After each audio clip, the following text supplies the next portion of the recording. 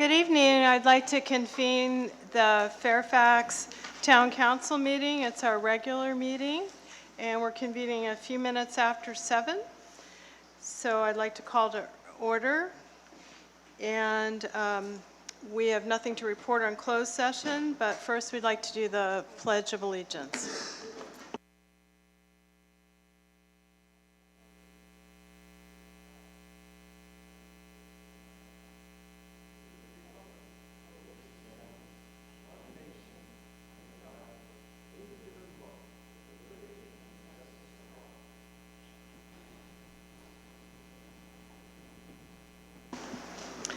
So could we do a roll call? Town Clerk Michelle? Councilmember Weinsoff. Here. Councilmember Reed. Here. Vice Mayor Goddard. Here. Councilmember Lax. Here. Mayor Kohler. Here. Thank you. So I already announced I have nothing to report on closed session. Someday I will get this in the right order. And I'd like a motion to approve the agenda. So moved. Second. All in favor? Aye. Okay, and I'd like to read the meeting protocol. The mayor shall maintain order at the meetings in accordance with Robert's Rules of Order, and the council has a responsibility to be a model of respectful behavior in order to encourage community participation and citizen input at council meetings. The council and the audience are expected to refrain from using profane language and/or ridiculing the character or motives of council members, staff, or members of the public, and to maintain the standards of tolerance and civility. Please turn off all cellular phones or place in the silent mode. The council will review the agenda at 10 p.m. to ascertain which items, if any, will be continued to another meeting. So with that, I'd like to start with our first items on the agenda, the oath of office. And Chief Morin, I'd like to call you up.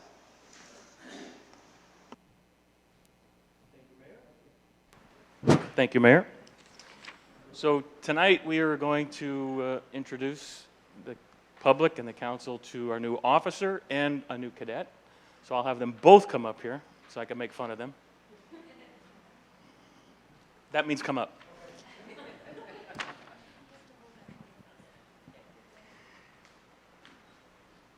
So this is Cadet Rashad Ali, and he's 19 years old. David always enjoys that part. So we actually only hired him to change light bulbs in the building, but other than that, he's going to be doing a lot of the cadet duties. Turn around, let them see you too. There you go. There you go. Okay. He was born and raised in San Francisco. Currently lives in Solano County, and also works as a security guard at the Solano, or they changed the name. What is it now? Solano Town Center Mall. So his goal is to be a police officer. So this is going to get him going in the business, and if he likes it here and we like him, stick around, maybe he'll work for us in dark blue. Dark blue. Welcome. Welcome. Thanks for and before you sit down, because we got to do him, but here, turn around. See, this is what you guys look like now. So you look down, you can see your belt buckle. This is what you look like in 30 years, gray, old, and you can't see your belt buckle. Okay, you can sit down. Welcome, welcome. Thank you. Okay. And this is Nelson Rivas. And he comes to us, he's born and raised in San Rafael. Born at Marin General Hospital, 23 years old, David. And currently lives in Marin County with his fiancée. And his family is here. His mother and father, Mr. and Mrs. Rivas, and his godparents, his beautiful wife, Mariah, right here. Raise your hand. Okay. And some assorted friends that came to see him get sworn in. And I think I remembered everything there. He put himself through the police academy, and he graduated a few months ago and applied at several places, and we grabbed him first. So we think we got a good new addition to the department. And, of course, bilingual in Spanish and English, read and write, so that's good. Having said that, town clerk will administer the oath of office.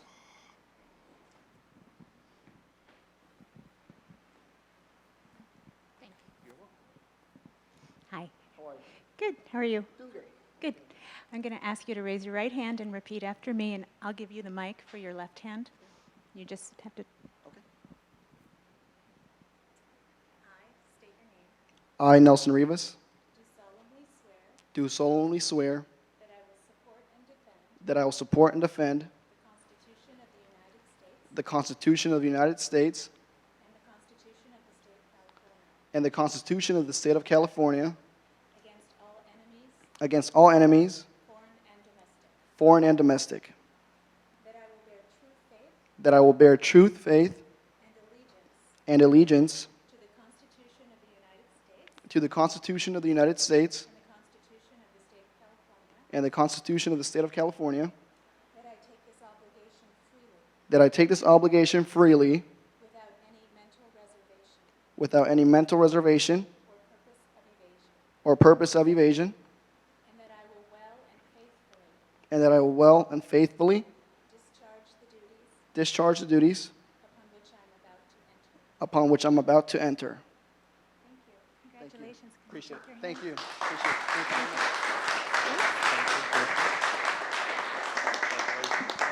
Okay, you did fine. Okay. And I would like his beautiful fiancee Mariah to come up and pin the badge on him.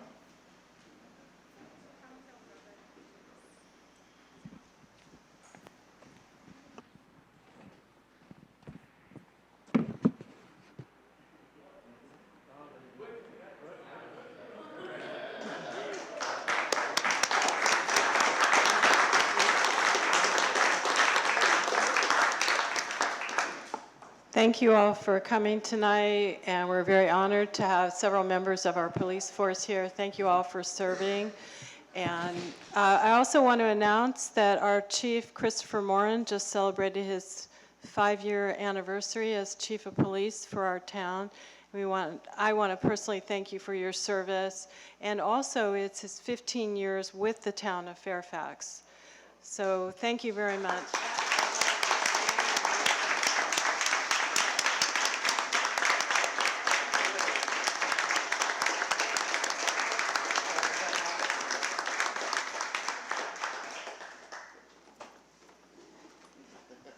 So thank you all.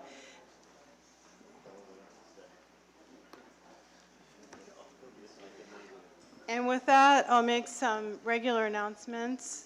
The Fairfax Food Pantry, Saturdays 9 to 11 at the Fairfax Community Church, 2398 Sir Francis Drake Boulevard. Volunteers are needed. If you have any friends or acquaintances who need food, nobody needs to show any proof of need. So it's a wonderful opportunity to get food, and please show up. Or if you'd like to volunteer, they'd love to have you.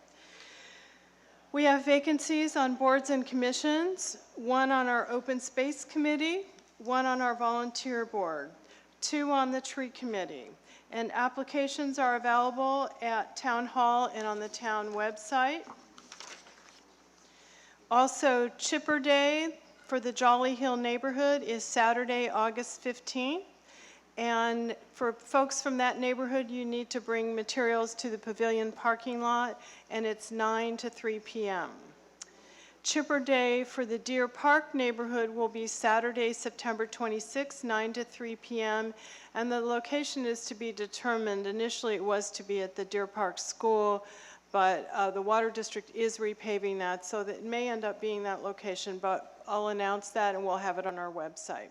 Also, coming up soon is Streets for People, Sunday, August 30th, 10 to 4 p.m., primarily on Bolinas Road, and I think also the, Renee, did you want to add to that? Yeah, so it is completely on Bolinas Road, and then it will encroach into the mono lane parking lot. The road will be closed between Broadway and Elsie Lane on Bolinas only, actually between 9 and 5 on Sunday, August 30th. So please come and celebrate all things Fairfax. I promise you'll have a wonderful day. Thank you, Renee. Also, I want to add Sky Ranch. Some of you have been hearing me announce this almost every meeting, that we were able to raise $1.2 million to acquire Sky Ranch, which is 16 acres of open space in Fairfax and San Anselmo. It's connector to many, many acres and miles of open space. And we're still raising money for restoration. We needed about 100,000 and we're short about 15,000. So if you'd like to donate, you can do that on the Fairfax Open Space Committee website or the Marin Open Space Trust website. But we're almost there, and pretty soon it'll be open for folks to enjoy. So with that, did anybody else have any announcements? No?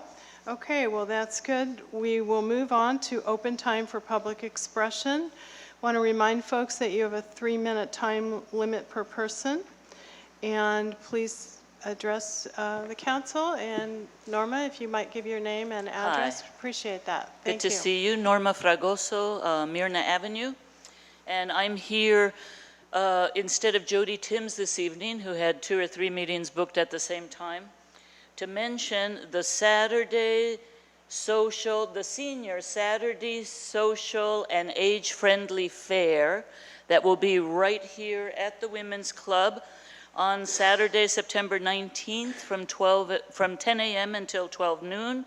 The admission is free. There will be refreshments, music, health screenings, very important, local resources, transportation options, and a lot of community agencies represented. This is sponsored by the Fairfax Age-Friendly Task Force and our town's Park and Rec Commission. So I just wanted to make sure and put that out. I know it's about a month and a half away, but I'm sure Jody will be back at your September meeting to remind people, and we'll be posting these flyers. Thank you for the programming. Thank you, Norma.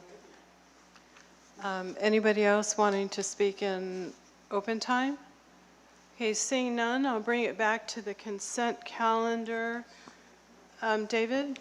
Yeah, a couple of things. I would not on any substantive basis, but rather on the optics and procedure, I would like us to move the approval of the MOUs 6 and 7 off of consent and onto the regular agenda, as well as our operating budget. We should adopt that as a regular council item. That would be number 10 as well. Want to add 8, which is the wages and benefits for management? Yes. Okay, so Thank you. that would be 6, 7, 8, and 10 moved to the regular agenda. Garrett, did you have something to add? Since number 11 has to do directly with 10, you might as well take number 11 off. Okay, so that is the GAN initiative. Okay, so it would be 6, 7, 8, and 10 and 11 would be moved to the regular agenda, and I'm hopeful we could move that right after consent. Very quickly, can I just mention a few other things? First of all, as per my practice, I would like to abstain on number 20, although for purposes of informing the council of my sentiments on Diablo Canyon, I once, some years ago, was lead counsel to see if we could challenge the Coastal Commission's permitting of Diablo Nuclear when it came up in a prior time. And I can quote the state court judge when he looked at me down and said, "Mr. Weinsoff, are you proposing that for a permit violation you would have me close the Diablo Canyon nuclear power plant and deprive the people of Northern California of 14% of their energy?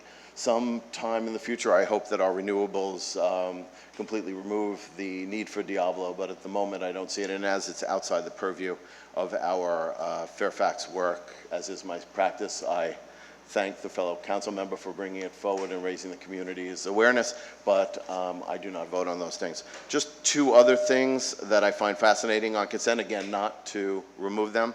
One, I want to thank Renee for her work on the proper disposal of our drugs. It seems people always wonder how government appears to work so slowly.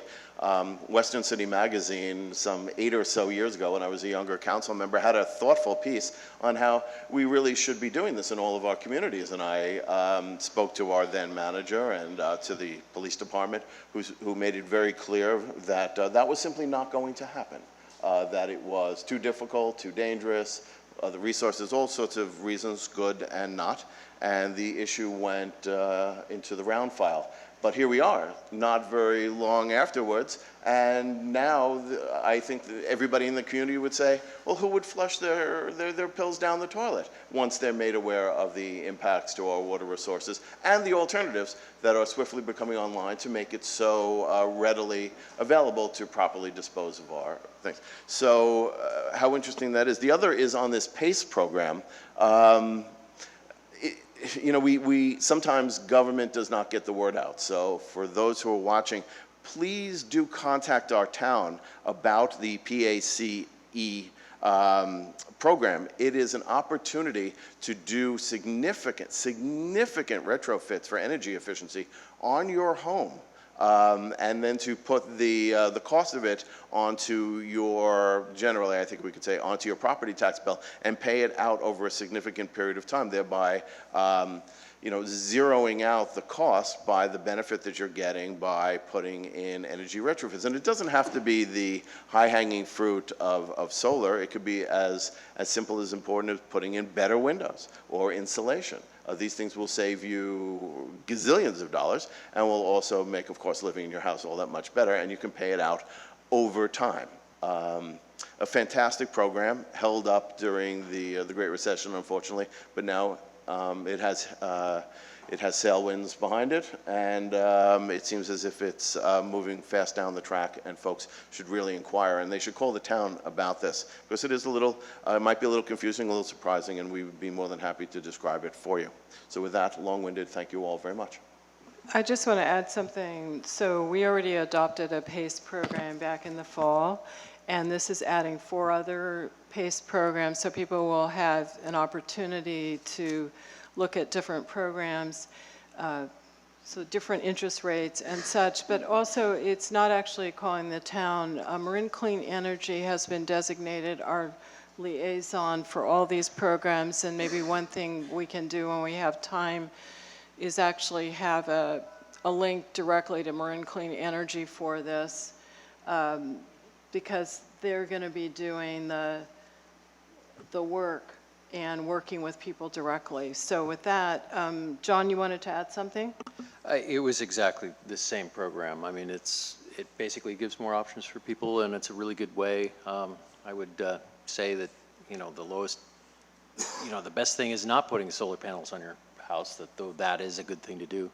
But insulating and, yeah, windows, as David was saying, but insulation and really, there's some inexpensive things you can do that really helps a lot in saving energy. So this helps you do it, and please look into this program. Thank you. Thank you, John. I want to add Peter, did you want to say something? Just real quickly, number 20, we've substituted an updated resolution. I don't know if we need to take it off consent calendar No. to substitute it. We Okay. don't need to. So, yeah, a couple of things. For number, what is the number? Number 17, we have a supplement. We revised that resolution that you had in your packet. So there is a supplement that's also out front. SB 350 actually codifies 3 of the governor's new goals for lowering greenhouse gas emissions. So we're supporting that bill with some revisions as suggested for community choice aggregates such as Marin Clean Energy. And then regarding number 20, as Peter mentioned, there have been some revisions to that. Basically, we're supporting the closure of Diablo Canyon and no issuance of further permits. So those couple of things. And then I will also say, as far as pulling items 6, 7, 8, 10, and 11, what I'd like to do is, before we get into council member reports, see if we can get through those relatively quickly, and then we'll move on to council member reports and the town manager's reports.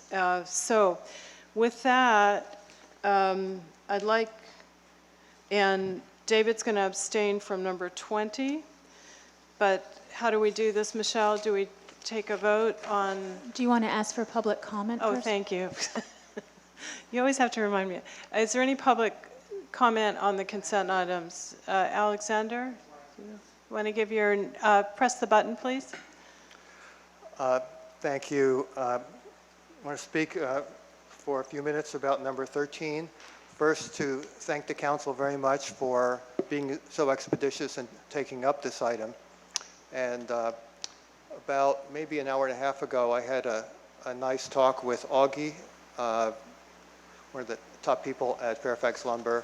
Yes, the owner of Fairfax Lumber. Well, it's It's employee all owned, employee owned. He's but the manager. he's kind of He's the main guy. kind of in charge, yeah. And I'm glad to report that they're ahead of us when it comes to the neonicotinoids. I never get that right. They're all off, along with a lot of other pesticides, and that are the bug-killing type, and they've replaced them with other kinds of products that are safer kinds of products. They may not be totally non-toxic, but they're much better. So that's really good news, and they're committed to that. However, we did talk just for a bit about the fact that Augie was saying, well, when it comes to the Roundup, we keep them kind of out of the way. Well, they're in a separate section, but it's very obvious. There are 3 different sizes, and they're right there, and it says big letters Roundup. Can't miss it. So he said, well, the problem with the Roundup is that there's no real alternative product. And so we were just brainstorming a bit, and I said, well, what about if the store were willing to put them someplace else where the public can't just grab it and run out with it, but a sign that says, if you really want it, we'll get it for you, or we can show you where they are. But meanwhile, why don't you pick up one of these brochures that talks about alternatives? And he said, well, we'd consider that. So that's a discussion we had. Then I went home and did just a 2-minute search on the internet, and a number of things came up as non-toxic weed killers. I don't know how effective they are. Some of them use citric acid. Some of them use vinegar and various things with cloves. And what I don't know is, are there any adjuvants, such as surfactants or other kinds of things that are part of the mixture that can have their own problems. But I'm going to do a little research with it. But I'm proposing that this item, that a letter from the mayor, is very appropriate, maybe thanking them for what they've done to date, and maybe saying that we're investigating whether there are in fact alternatives that we can propose to you for the Roundup, and let's be in contact about that. I've already spoken to Augie as well, so I think we'll go ahead and send this letter, but as far as the town doing further research on it, it's not really our bailiwick, so I encourage you to continue discussions. And part of what they have in Fairfax Lumber is they're part of Ace Hardware, and some of that prevails. But we will go ahead and send the letter, and you know, I actually have my master's in entomology, and I've consulted with several friends. So it's great to know the neonics are pretty much gone. There are a lot of them. But so thank you very much for bringing this to our attention, Alexander. Sure, and I'd be happy to be in contact with you about the part about the alternatives to Roundup. I can talk with them myself, but you know, if you're going to put that in your letter, then you might mention that there are possibilities. I'm happy to present you with information. Yeah, I think at this point we'll just keep the letter relatively simple and thank him, because they have been great neighbors and done a wonderful job of staying in our community, and so we want to encourage them, you know, to do what they can, but also realizing that they have a business to run. We had a very cordial discussion, and he seemed very amenable to working out something that would be good for everyone. Great. Thank you. Well, thank you so much. I Renee, also do you want to have a add comment. something? You want to go? You go. Sure. Okay. Mayor, I mean, since we also have pesticide ordinance for the town properties, and you know, and a neighbor notification ordinance, I think it is appropriate that we produce information, or at least make information available on alternatives for our citizenry, and you know, especially if we have what seems like a very willing researcher to, you know, put together some of these materials. Why not make that available in the free rack in Town Hall? Well, I think that's something maybe you could work with Alexander on if you're willing to, but I think one of the things we want to be very careful about, there's a lot of information on the internet as far as validating what that information is. Well, I'm not suggesting, using uptown staff to validate things and everything, but I think it's, maybe working in conjunction with Sustainable Fairfax also. I mean, there are a lot of interested citizens in Fairfax, and once this information is vetted and out there, why not be a distribution point for vetted information? That sounds great. Thank you. I also had an opportunity to speak with Augie today. One thing I did want to say is that he relayed to me that he had spoken to Mayor Kohler. I did ask him if he got a notification from the town as to the fact that this was on the agenda. And he said, and I'm not doing this as a dig, Garrett, but he did say that he didn't get an official communication from the town. He did from the mayor, and then I also went and spoke with him. And I just want to make sure that we ran into this with Deer Park Villa and people feeling as though their businesses are showing up on the agenda. Just to put that out there, he actually handed me the address, the mailing address on a piece of paper. So that would be great. But that really isn't what I wanted to say to you. I just want to add, perhaps I confused the matter by letting Garrett know that I had talked to Augie already, so I think we would have done that. I guess so I just apologize. a protocol as we go forward, that when something comes up that has a business attached to an agenda item, it would be out of courtesy and respect to the business to make sure they know in plenty of time. But I did have a great conversation, and I came up with this thought that if he is going to have that, I saw the shelf that it's on. It's not out, out in front and forward, but it certainly is visible. That why not then take the opportunity to put a little notification near it that says, please ask us for non-chemical, non-toxic alternatives. Because he made a great point about their business, and a unique feature of their business is that, for instance, when they got the non-toxic paint alternatives, they talked with their sales force to explain to people that they should say, yes, you want the yellow, so would you like the traditional paint or would you like the non-toxic alternative? And he said it was amazing that very organically, without saying you can't have this toxic paint anymore, people have switched and really learned, and it's a more sustainable way to help people make the right choices. So I think in the interim, if he has business concerns about not providing that Roundup, that would be a good way to start the conversation and educate the public. He told me that they don't sell much anyway of it in Fairfax, so I don't know that it's a huge issue for them as far as they're going to lose a lot of business. But he was open to, when I mentioned maybe some kind of brochure about alternatives and why this is not a good thing to use, he said, oh, have you got them? And I said, well, they'd have to be created. But he's very open to that. So, and I also wanted to say, maybe it's something that I'm not asking you, but Sustainable Fairfax maybe could also be approached, see if they wanted to be part of some kind of project around education around this.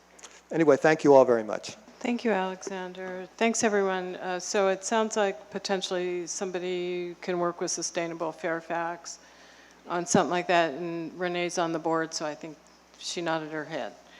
Great. Thank you. So any more public comment on the consent calendar? Seeing none, Michelle, do you want to ask for? Madam Mayor, I Oh, forgot. One correction to the staff report on Yeah. item 15 related to the open space. Right. So the report, as you pointed out, the report indicates that they have 26,000 undesignated fund balance. It's actually 21,000 they have an undesignated fund balance. We just double counted some Measure A money. So it's 21,000, not 26,000 they have an undesignated fund balance. Thank you. I think when the committee, I sat through their meeting, and when they were aware that it wasn't crystal clear exactly how much they had, but they felt that 5,000 made sense from the undesignated funds. So with that, thank you for that clarification. Michelle, did you want to ask, or do I ask? Okay, I got it. Items 6, 7, 8, 10, and 11 are pulled, and we'll take those right after this before we do council member reports. And I'd like a motion on all except 20. We'll do 20 separately. So I'd like a motion on the remainder except number 20. I'd move approval of consent for items 3, 4, 5, 9. No, you want to include 8. Oh, 9, right. Yeah, Sorry. 9, 12, 13, 14, 15, 16, 17, 18, and 19. Very good. Second? I'll second. All in favor? Aye. Aye. Okay, so now I'd like a motion on item 20, please. So moved. I would move approval of item 20. on consent. Second? Second? Okay, and all in favor? Aye. Aye. I abstain. Thank you.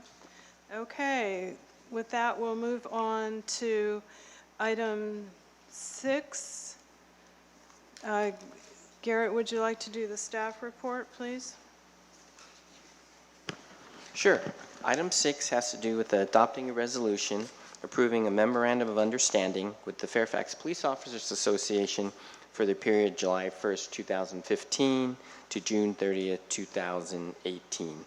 So some background, the current MOU, Memorandum of Understanding with the Police Officers Association, actually expired in June of this year. We actually, the finance director and town manager with direction from the council, began negotiations earlier part of this year, and the POA has actually agreed to the terms of the MOU presented to you this evening. Key terms are, it is a 3-year agreement rather than a 2-year agreement like the previous MOU, and it provides for a cost of living increase of 2% effective in July of this year. It provides for 1% increase in educational incentives for the police officers and dispatchers effective also in July of this year. And in January 2017, officers and dispatchers would receive a 3% cost of living adjustment. And in January 1st, 2018, they would also receive another 3% cost of living increase.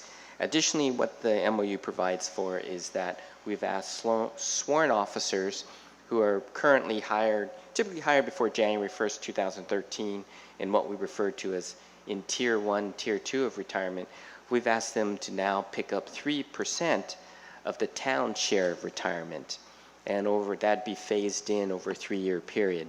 So effective in January in 2016, those officers would pay additional 1% toward retirement. The town share would be reduced by 1%.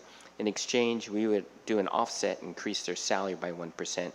The same thing would happen in January 2017, and the same thing again would lastly happen in January 1st, 2018. At the end of that period, officers currently paying 9%, or we refer to as 100% of the employee share PERS, would be at that time paying 12% of the retirement. The town share toward retirement would be reduced by 3%, and in exchange, the officers will have received a 3% salary offset. So that's, in essence, the components of the MOU. Our analysis indicates in this coming year, the cost to the town is about $36,000. That's about a 1.5% increase in total personnel costs in police compared to last fiscal year, and what we anticipate under this MOU in the next 2 years going out roughly would be about a 2% increase above each year. With that, that concludes the staff report. Okay, bringing it back to the council. Any questions of staff? No? Oh, Yeah, Garrett, was just curious what the increase would, what the total increase would be for the through 2018 with these salary increases. Total monetary costs? Yeah, of these increases. I think it's, I left that file in the office, but I believe the total cost, when you add it all up, would be about $110,000. Okay.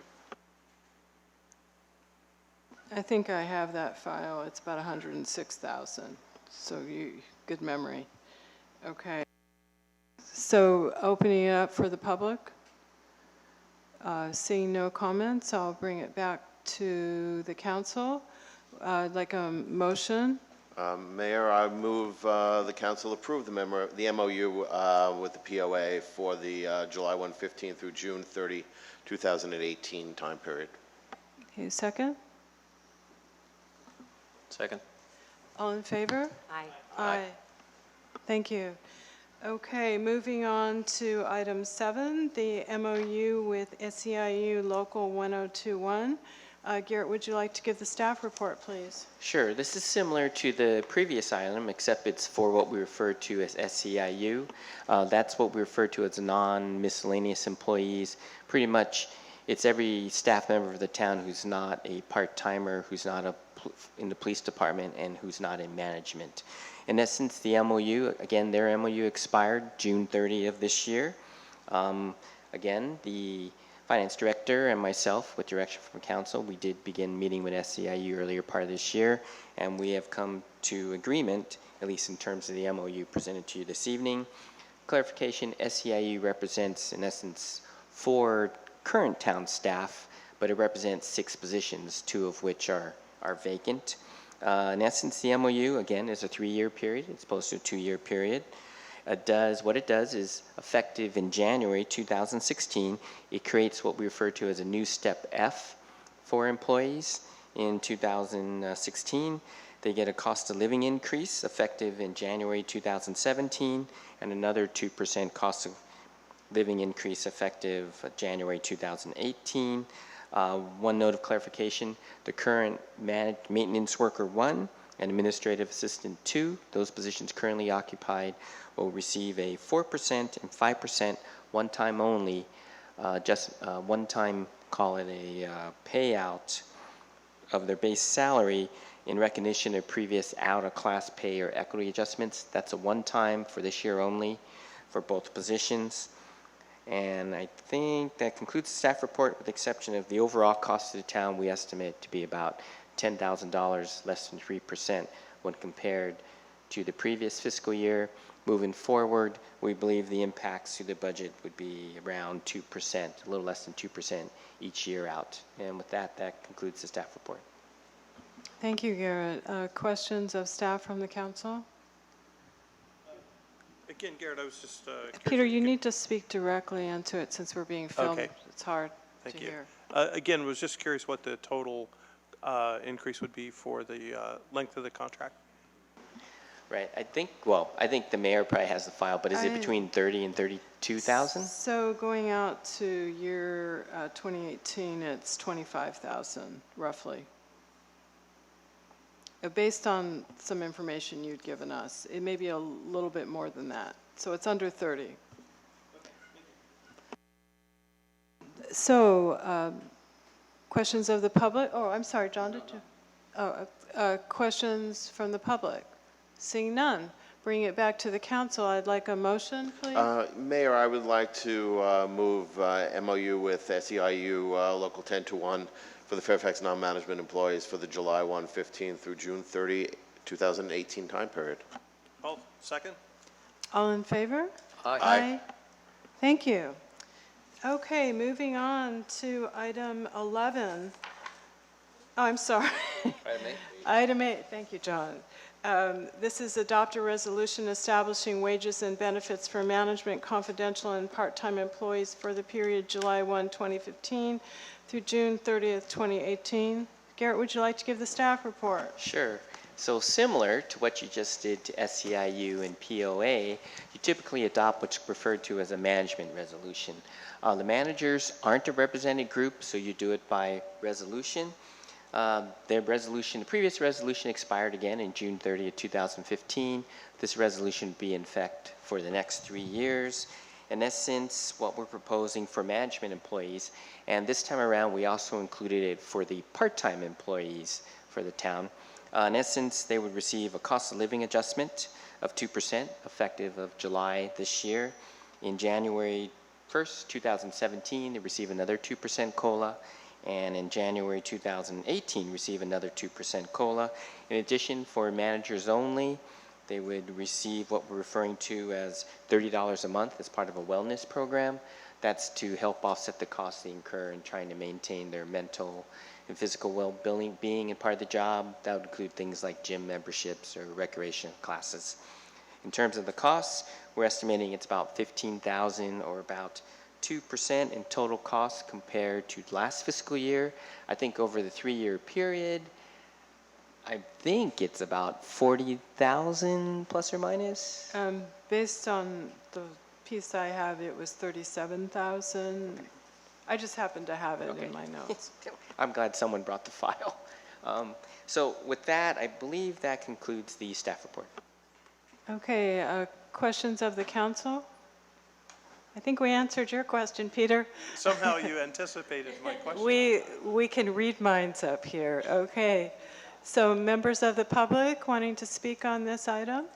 Seeing none, bringing it back to the council, I'd like a motion. I would like to move resolution next in line, resolution of the town council establishing wages and benefits for management and confidential employees and part-time employees for the July 1/15 through June 30th, 2018 time period. I'll second.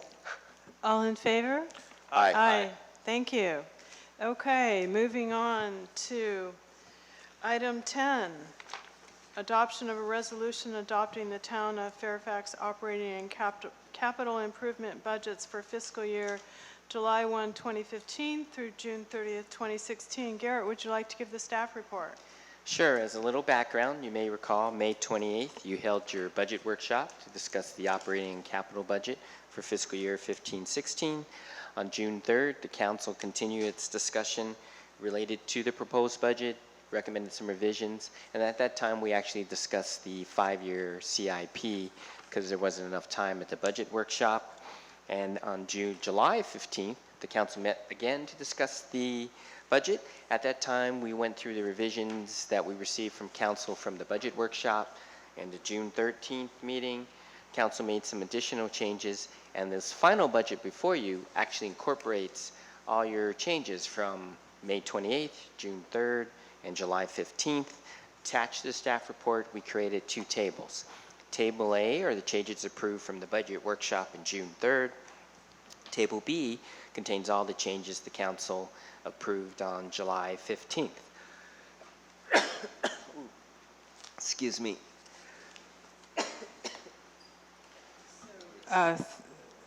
Did you have more, or are you still coughing? Okay. Oh, excuse me. Sorry about that. That's all right. Did you have more to add to the staff report? Oh, I think, in essence, the staff report just indicates for the budget. I think I'm going to start coughing again. Well, I think that concludes my staff report. Maybe the finance director can chime in. Okay, I just want to also say thank you for putting all this information in tables in the staff report.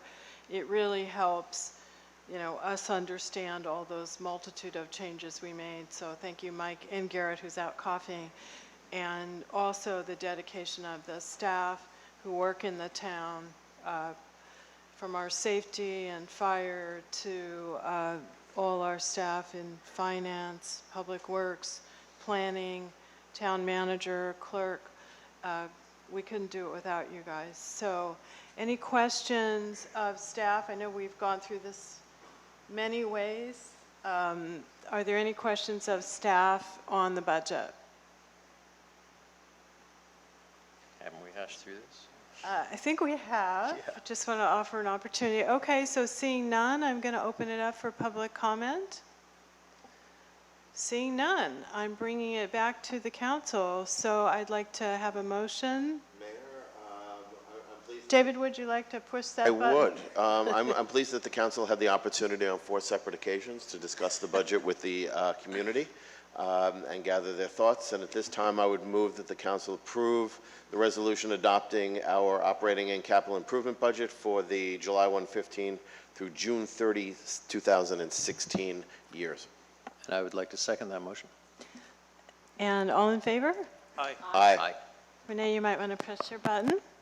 Aye? Aye. Thank you. Okay, so we're moving through. And I want to, you missed, I did thank everyone in town. A special thanks to Mike, who has done such an incredible job of really trying to make our budget clear and understandable and provide the numerous tables. Thank you so much for providing the table specifically showing the absence of Measure D. And you went much further than I had asked and really depicted in 3 ways. So, you know, we're very fortunate to have you as our finance director, and all I see is just constantly wanting to improve upon just really excellent work. So we appreciate it, and I think you and Garrett together, as well as all our staff working collectively, really do a good job of keeping us within budget and maintaining our reserves. So Mike, is there anything you want to add? If so, you have to press the button. Not so much for the budget. I mean, I think the questions that we've had so far have been very good caliber of questions, and I'm pleased to see people looking at the budget and having it inspire the kinds of questions that it does. That really shows that not only are we, you know, doing our best to communicate the information, but that it is being received well. So, you know, I'm always open to any kind of questions people have or exhibits that they want to add to the budget. Well, I- thank I'll- you. Peter, did you want to add something? Yeah, I also just wanted to add a personal note of appreciation for you, Mike, too, because I've had a lot of questions getting up to speed, and you've been really responsive and very informative and a very good teacher at explaining all the mechanisms of the budgeting, so I really appreciate that.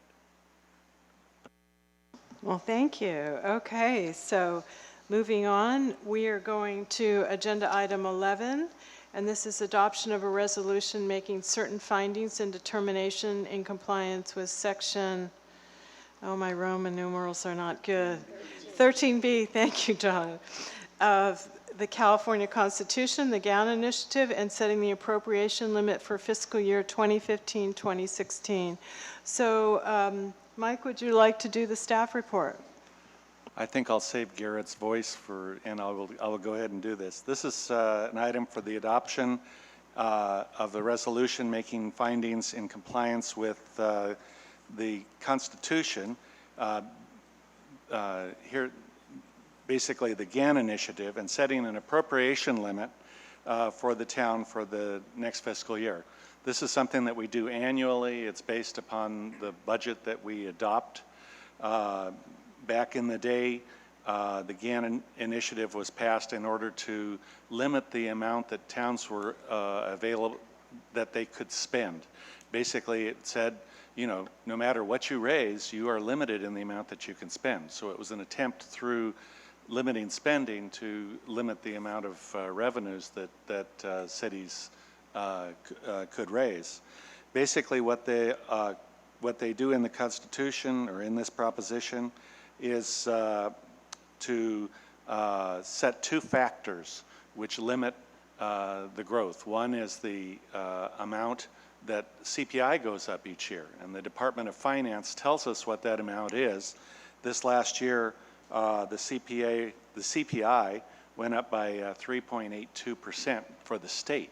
It's actually a higher amount than the Bay Area went up, but we use the state's increase as a factor, as one of the factors. The second factor is that the amount that the population went up, and this can be either the population of the town or the population of the county. In this particular year, the county's population went up a little bit more than the town's population went up, and it went up by 0.73%. So we multiply those together, we come up with a factor, we multiply it by the limitation that we had last year, and we come up with our new appropriation limit, which is $5,584,406. Then we have to calculate the amount of our, the amount that is subject to that. And they came up with a formula that basically said you take the proceeds of taxes. So not all the revenues that the town gets are proceeds of taxes. We can exclude things like the amounts that we are paid for dispatch services, all of the service charges that we collect. And we do include things like property taxes and sales taxes, and then you match them off and see whether the town is under its limit or over its limit. We have consistently been under the limit. We have a buffer of about $500,000 that is, you know, has varied You know, I included an exhibit in here that shows the last 6 years of activity. At times, we've been as much as 700,000 under the limit. This year, we're 514,000 under limit. The significance of this in real time is that, you know, if we were to have a measure like Measure D come on and raise over $500,000 more, then the town would find itself in a situation of having to go to the voters to be able to increase that limit. So certain cities in the Bay Area have had to go to the voters to increase their limit. Town of Yountville, where I worked at one point, actually went and increased their limit by about 900,000 because they had so much revenue that they had from TOT and other taxes that they had to override it. But we're not in that situation, and for the foreseeable future, I think that we're in good position in terms of the appropriations limit. Thank you. Questions of staff? I have a question. So you originally said it limits revenues that the town can make, or is it limiting the amount the town can spend? That I lost you in the beginning on that. It says in the staff report, where I see down in the second paragraph of the discussion, it limits the amount of revenue that can be spent. Oh. Is that correct, Mike? I'm not understanding the question. So the question is, let's say, maybe I sort of have a similar question. So let's assume our property taxes and sales taxes, we ended up with $1 million over the amount. Mm-hmm. Could we put that into reserves and not spend it? Because there is a statement in the staff report that said, the second paragraph of the discussion, the proposition created this, placing limits on the amount of revenue that can be spent by all entities of government. So let's say we have this incredible year, and I think that's where Renee's sort of going with it, and we end up over our appropriations limit. Could we put that money into reserves and just not spend it and still be okay? Or would we have to bring that to the voters? My understanding of the way it works is that it would limit the amount that we could spend, and that you could take that money could be used for other things like certain capital projects. There are certain things that are exempted from the process. I'd have to get back to you with an answer on that one. Okay, so as we start approaching that limit, probably you could research that for us? Absolutely. Is that okay yeah, that's for fine. you? And I actually, you know, without asking too big a question, but it's so informative that what was the original intent of this? I mean, what is the intent of putting these appropriation limits? Well, way back in 1978, we had the Prop 13, which was brought forward by the Howard Jarvis group to limit the amount that property tax that cities could have. There was a perception that cities had an unlimited ability to increase the amount of property taxes, there was no limits on the amount of spending that they would have. Raise the money, spend it for whatever purposes that there were. And so step by step, they went through a series of propositions. One was the Prop 13, which limited property taxes. Another was Prop 218, which limited the fees to some factor which actually was a nexus to the amount of fees that were being charged. And then we also had the appropriations limit here, which said, you know, no matter what kind of revenues you're getting, basically you're limited to the amount that CPI goes up and the amount that your population goes up. And there have been a few things along the way that have adjusted this. You know, at some point they said, well, you know, you can. It's not just the city's population; it can be the county also. And it's not just the CPI, but you can also look at if you have a lot of residential or construction growth happening, you can actually use that as an alternative factor I don't bring that into the discussion here because we do not have a lot of construction growth. But those are the kinds of things that have happened with the appropriation limit since it originally passed. Sure. So thank you, Mike. Seeing no other council member questions, I open it up to the public. I'm sure a lot of folks want to talk about the GAN initiative. I don't see any. So bring it back to the council. I'd like a motion. Mayor, I will move Resolution 15, next in line, a resolution of the town making certain findings, determination, and compliance with Section 13B of our Constitution, the GAN Initiative, and setting the appropriations limit for fiscal year 15-16. Okay, second? Second. All in favor? Aye. Okay, thank you. So now we'll move on to, and I realize that Mr. Franks, you're here for Good Earth, and we're moving. And Becky Menton is here from Marine Clean Energy, but Becky, I will tell you, we already passed our PACE resolutions. So if you're waiting for that, we're good to go. And one of the things we're going to do is, when we have time, Michelle Gardner will do a link to perhaps you at MCE on our website so that people can contact you directly. We currently have a link to the Cal First program. Michelle will talk to you about how we can kind of arrange that. But I think since there's so many programs now, it's better just to do a link to your contact information and information as far as Marine Clean Energy, and that you are our liaison. So we'll work that out. So thanks for being here, Becky. Did you want to make a quick comment on PACE? We've already passed it, but could you press the button? All right, I have to move it down a little bit. Sorry about that. So linking to our website is a perfect way to go. We actually agreed in the agreement that you approved tonight to serve as a sort of a liaison, helping to be a bit of a storefront for folks locally, connect them to information about the programs. So we're ramping up our website to have information on all the providers and the various offerings that they have. So linking to MCE will be a great place to go for information on the programs. Okay, and then when we get to that link, does it have your contact information? Because you have been the person. Our program, for sure, it will link to contact information for all of us that work in the Energy Efficiency Department. Mm-hmm. Well, thank you, Becky, for being thank here. you. I just saw you sitting in the back. I know, and waiting patiently. Sorry about that. Thank you.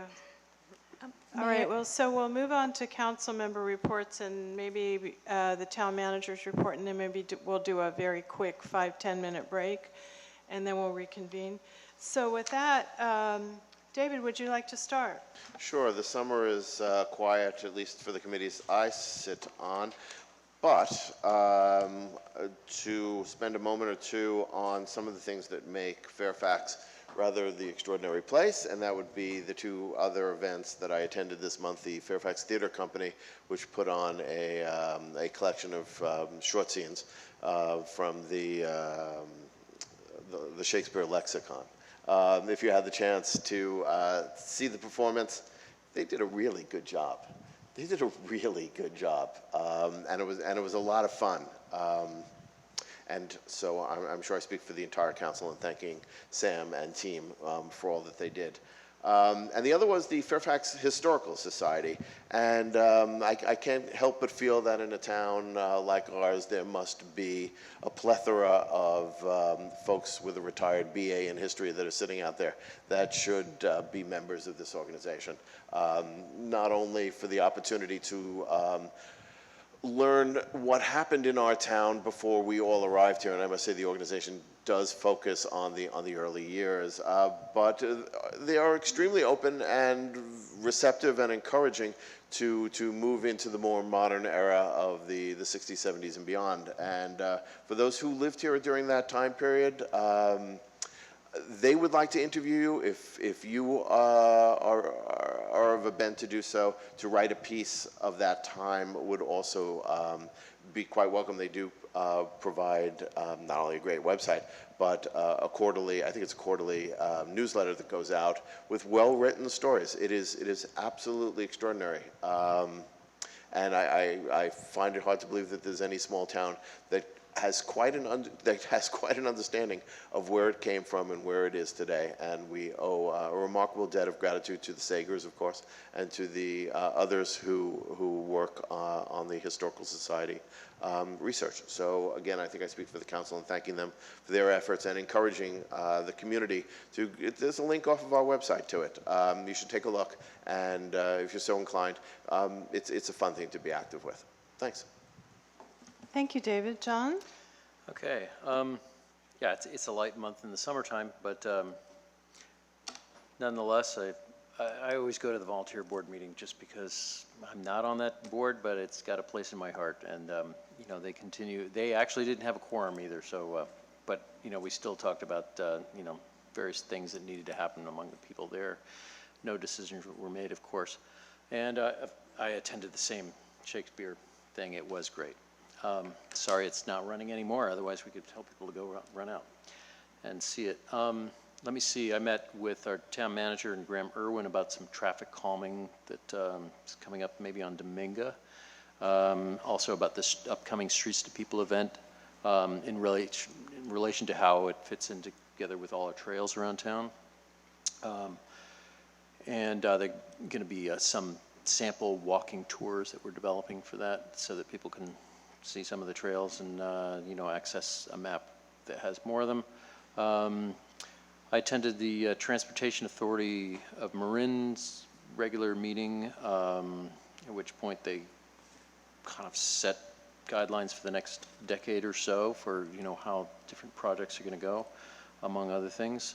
I'm happy to say that safe connectivity of bicycle and pedestrian things was a part of the efforts of TAM going forward. And last night I attended the Ross Valley School District's board meeting, and they were basically taking public comment on the map charter, well, I guess it's called the Ross Valley Charter School proposal, which has gone through some digestion and rejiggering to make it sounds like a pretty good proposal at this point, and have overcome a lot of the objections that people tend to have around charter schools. So if you're interested in that, you should pay attention. So that wraps it up for me. Thank you, John. Renee? Yes, I attended several of the things that John mentioned, including the traffic calming sort of idea and vision for a creative way to talk about slowing people down with Graham Irwin and the town manager. The Ross Valley School Board meeting as well last night. It was quite an impressive presentation of the Ross Valley Charter, a 200-page document which they completely reworked, having heard the comments from the school board several months ago. So I applaud their efforts and wish them luck moving forward. Probably the most exciting thing was presenting before the Board of Supervisors on the pharmaceutical take-back ordinance. This first reading of the ordinance was really an excellent showing of how public and county, agency, city, municipal involvement and engagement from multiple stakeholders can actually move legislation to do the right thing.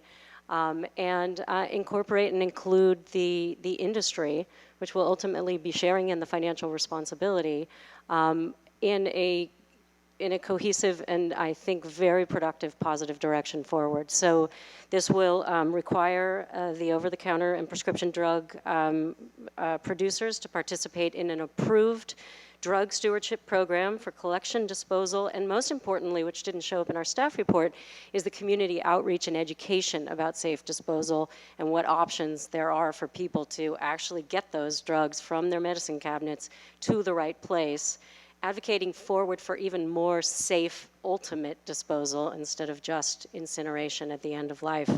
And this is all about home-generated medications. The second reading will follow shortly, and then we'll get to work with the industry to adopt the stewardship program.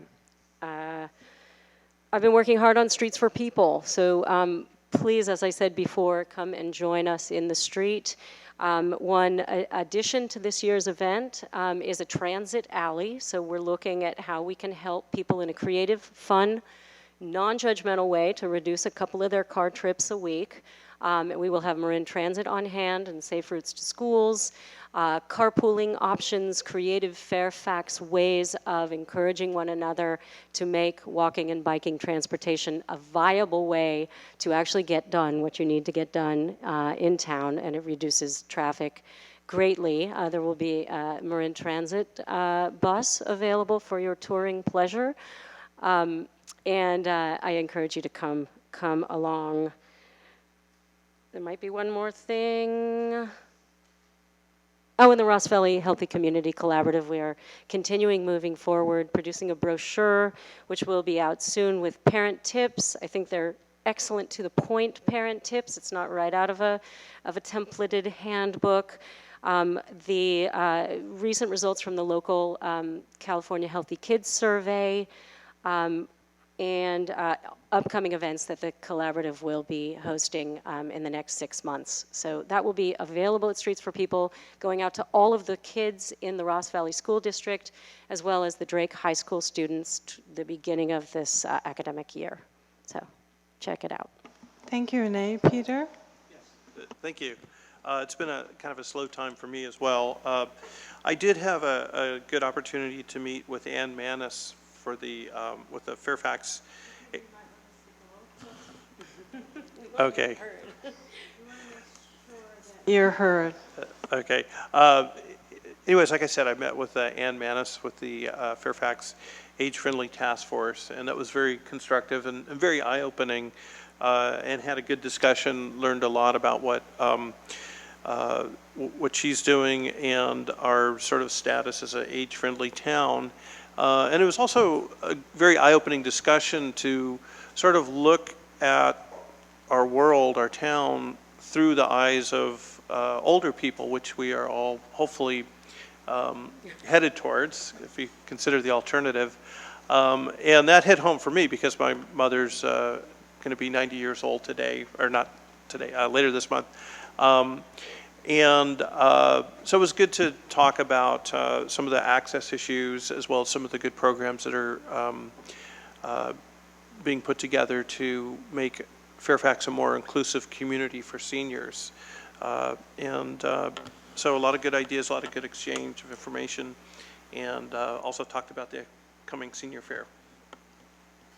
Great, thank you, Peter. So I have a few things. I attended the Fairfax Disaster Council meeting. We reactivated or reinstituted that group, and so we met again. We'll be meeting again in September, with the idea being make sure that we do have an updated emergency operations plan, but we want to put a little more work into it and get that done this year.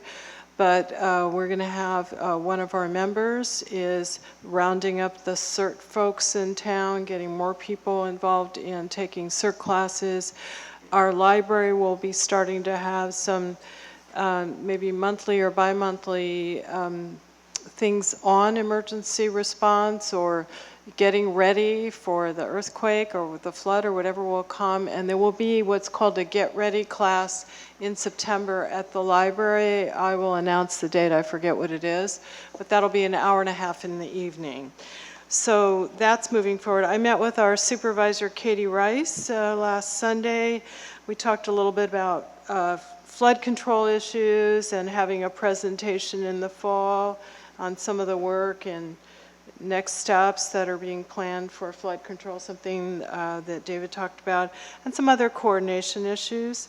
I also attended on Monday the county-wide public disaster and emergency preparedness meeting, and we talked some about the fires now, and there's so many firefighters out from Ross Valley also participating, and we've all been following the horrible, there are a number of fires in this state, but the most horrible one in Lake County, which appears to have created its own weather and not following anything that's been simulated in the past. So I know one of our firefighters is here, Bob Breyer.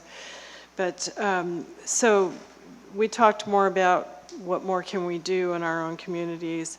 I also attended yesterday the Marin Clean Energy, what's called Inclusion Subcommittee.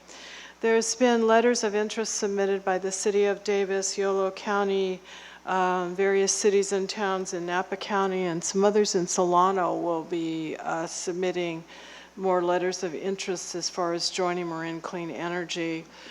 So we want to make sure that we really look at the issues about whether or not, what kind of policy issues or programmatic issues we need to work on before we consider taking on other entities. So that's just the start of the process. And I also attended the Fairfax Open Space Committee meeting, talking more about, learning more about their budget, or helping them learn more about their budget so they could make an informed decision on what to donate to Sky Ranch. But we also, Marshall Rothman, the owner of the Wall property, attended, and he is reaching out to the Open Space Committee, and concerned neighbors from that area also attended. So I think it's the start of a good dialogue. So with that, I'm done. Let's move on to the town manager report, and then we'll take a brief break. So briefly, what I thought I would do is, as a good segue, is I thought I'd repeat my staff for my update on the Wall property that I did last month.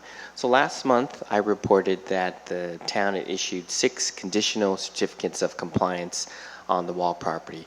And as background, we indicated the town, when it receives its application from an owner for a certificate of compliance, we're required to do 2 things under state law and town code. We either issue a certificate of compliance, or we issue what's called a conditional certificate of compliance.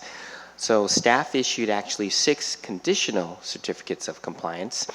What that indicates is that the parcels, as requested, were deemed illegal, and in order to make them in compliance, the owner would have to comply with the subdivision map app and all the town codes and zoning codes and regulations, which is quite an extensive process. Actually, within that process, it does require an applicant to go talk to the Open Space Committee. So that's one of the things he was doing, although it's not any specific plans at this time. Again, it's a long process they have to go through. They will require all planning commission approvals, council approvals, but all the town staff did is a ministerial action. It's not appealable to the council. We issued, again, 6 conditional certificates of compliance to go along with the 4 previous conditional certificates of compliance, which indicate all the parcels are illegal as requested, and that they would have to comply with all town code and regulations. So with that, that concludes the town manager's report. Go ahead, Renee. I just have a question, because if I were listening to this for the first time and I had questions about the Wall property, and you said the town issued certificates of compliance. Conditional certificates of compliance. Conditional. The way it's worded, and I'm just wondering if you could help clarify the intent underneath this way of talking about this. It's basically to issue that they are illegal and not in compliance. So when you say you're issuing a certificate of compliance, it sounds like, okay, here's your stamp and you're complying and it's ready to go. Could you explain that, just to imagine that no one's heard of Sure. certificate So of compliance? I will say it is not intuitive, because most people think of conditions. If you meet conditions, then you can get something. In this case, the wording in the definition is we're required under state law and our code, and when someone requests a certificate of compliance, we have to either issue that or what's called a conditional certificate of compliance, which must state how you can bring something into compliance. And how you bring an illegal parcel into compliance is you make it comply with the Subdivision Map Act under state law, and you make it meet all existing town code regulations and zoning code. So it's a little odd, because we're required to tell them what you have to do to make it in compliance, but we're really saying it's an illegal parcel, you need to go through the planning approval process. Okay, so really, if you were looking at it intuitively, you would say we're issuing them a certificate of non-compliance. Well, I understand what right. you're talking about, think but I think it right. confuses the matter, Sure. and it's a very important matter Right. to the public to be clear about. Sure, it's oddity, because in essence we're saying it's an illegal parcel, so it doesn't exist. And I think the other piece to that is that when you say they have to go through the Subdivision Map Act, this is not easy. It's very complicated. There's no saying that you could make those parcels legals, and even Mr. Rothman says he doesn't know that he would want to try, and in some he doesn't even feel they could be made legal. So it's not an easy process, but you're right, the language in the statute makes, it just does not really resonate correctly. Right. And so maybe, I think planning director indicated that he has prepared, actually, I think it's a 2 or 3 page memo that lists all the steps one would have to go through. I believe it's online. It's available on the town website, so someone be curious. And if it's not online, it'll be online, but, or they can email our planning director and he can email them the memo if they like. One suggestion, since I'm also the webmaster of the Fairfax Open Space Committee website, is that if you would put it online, I could link off of the FOSS website to it. Just as our police chief does some IT work, I do a little myself. Just also one thing I want to ask the town manager, there's been, you and I have discussed that what we call the youth center, community center, senior center, whatever we call that building down the road, we need to have a light on the outside. It's pretty dark, and I understand that you're working towards procuring a light for that outside section. Right, we'll put a solar powered motion detector light. Okay, that would be great, because I think I personally have tripped out there many times. So it's not just for me, it's for the kids, and I think we have seniors using that building. Yeah, there used to be a light out there with it. There's a light Switches on the corner fire of the building department inside. side, but yeah, so when you go out and the building is shut, there's nothing there, it's pretty dark. So Yeah, we're there gonna was get, one with a switch in a weird place. It's in the front right, but corner once inside. Yeah. once you close the building, Oh, yeah. No. Well, that's why it was a motion detector. So. right, so Garrett's Somebody working on probably took it out that. because it didn't work very well. Thank you. So with that, we're going to take a quick break. I just have a question. It was my understanding, since we are going to do the solar ordinance, but moving on after that would be Good Earth. It was my understanding that one of the owners of Good Earth was planning on being here. That's correct. Haven't seen him yet. I don't know if he's just watching at home and then going to Oh, run he's down gonna here show or up. how it's working. Yeah, I'm not sure that he actually lives in Fairfax, but, okay, well, we'll take a quick 5 to 10 minute break and then we'll reconvene for the solar ordinance, but we're moving more quickly than we have in the past. All right, thank you.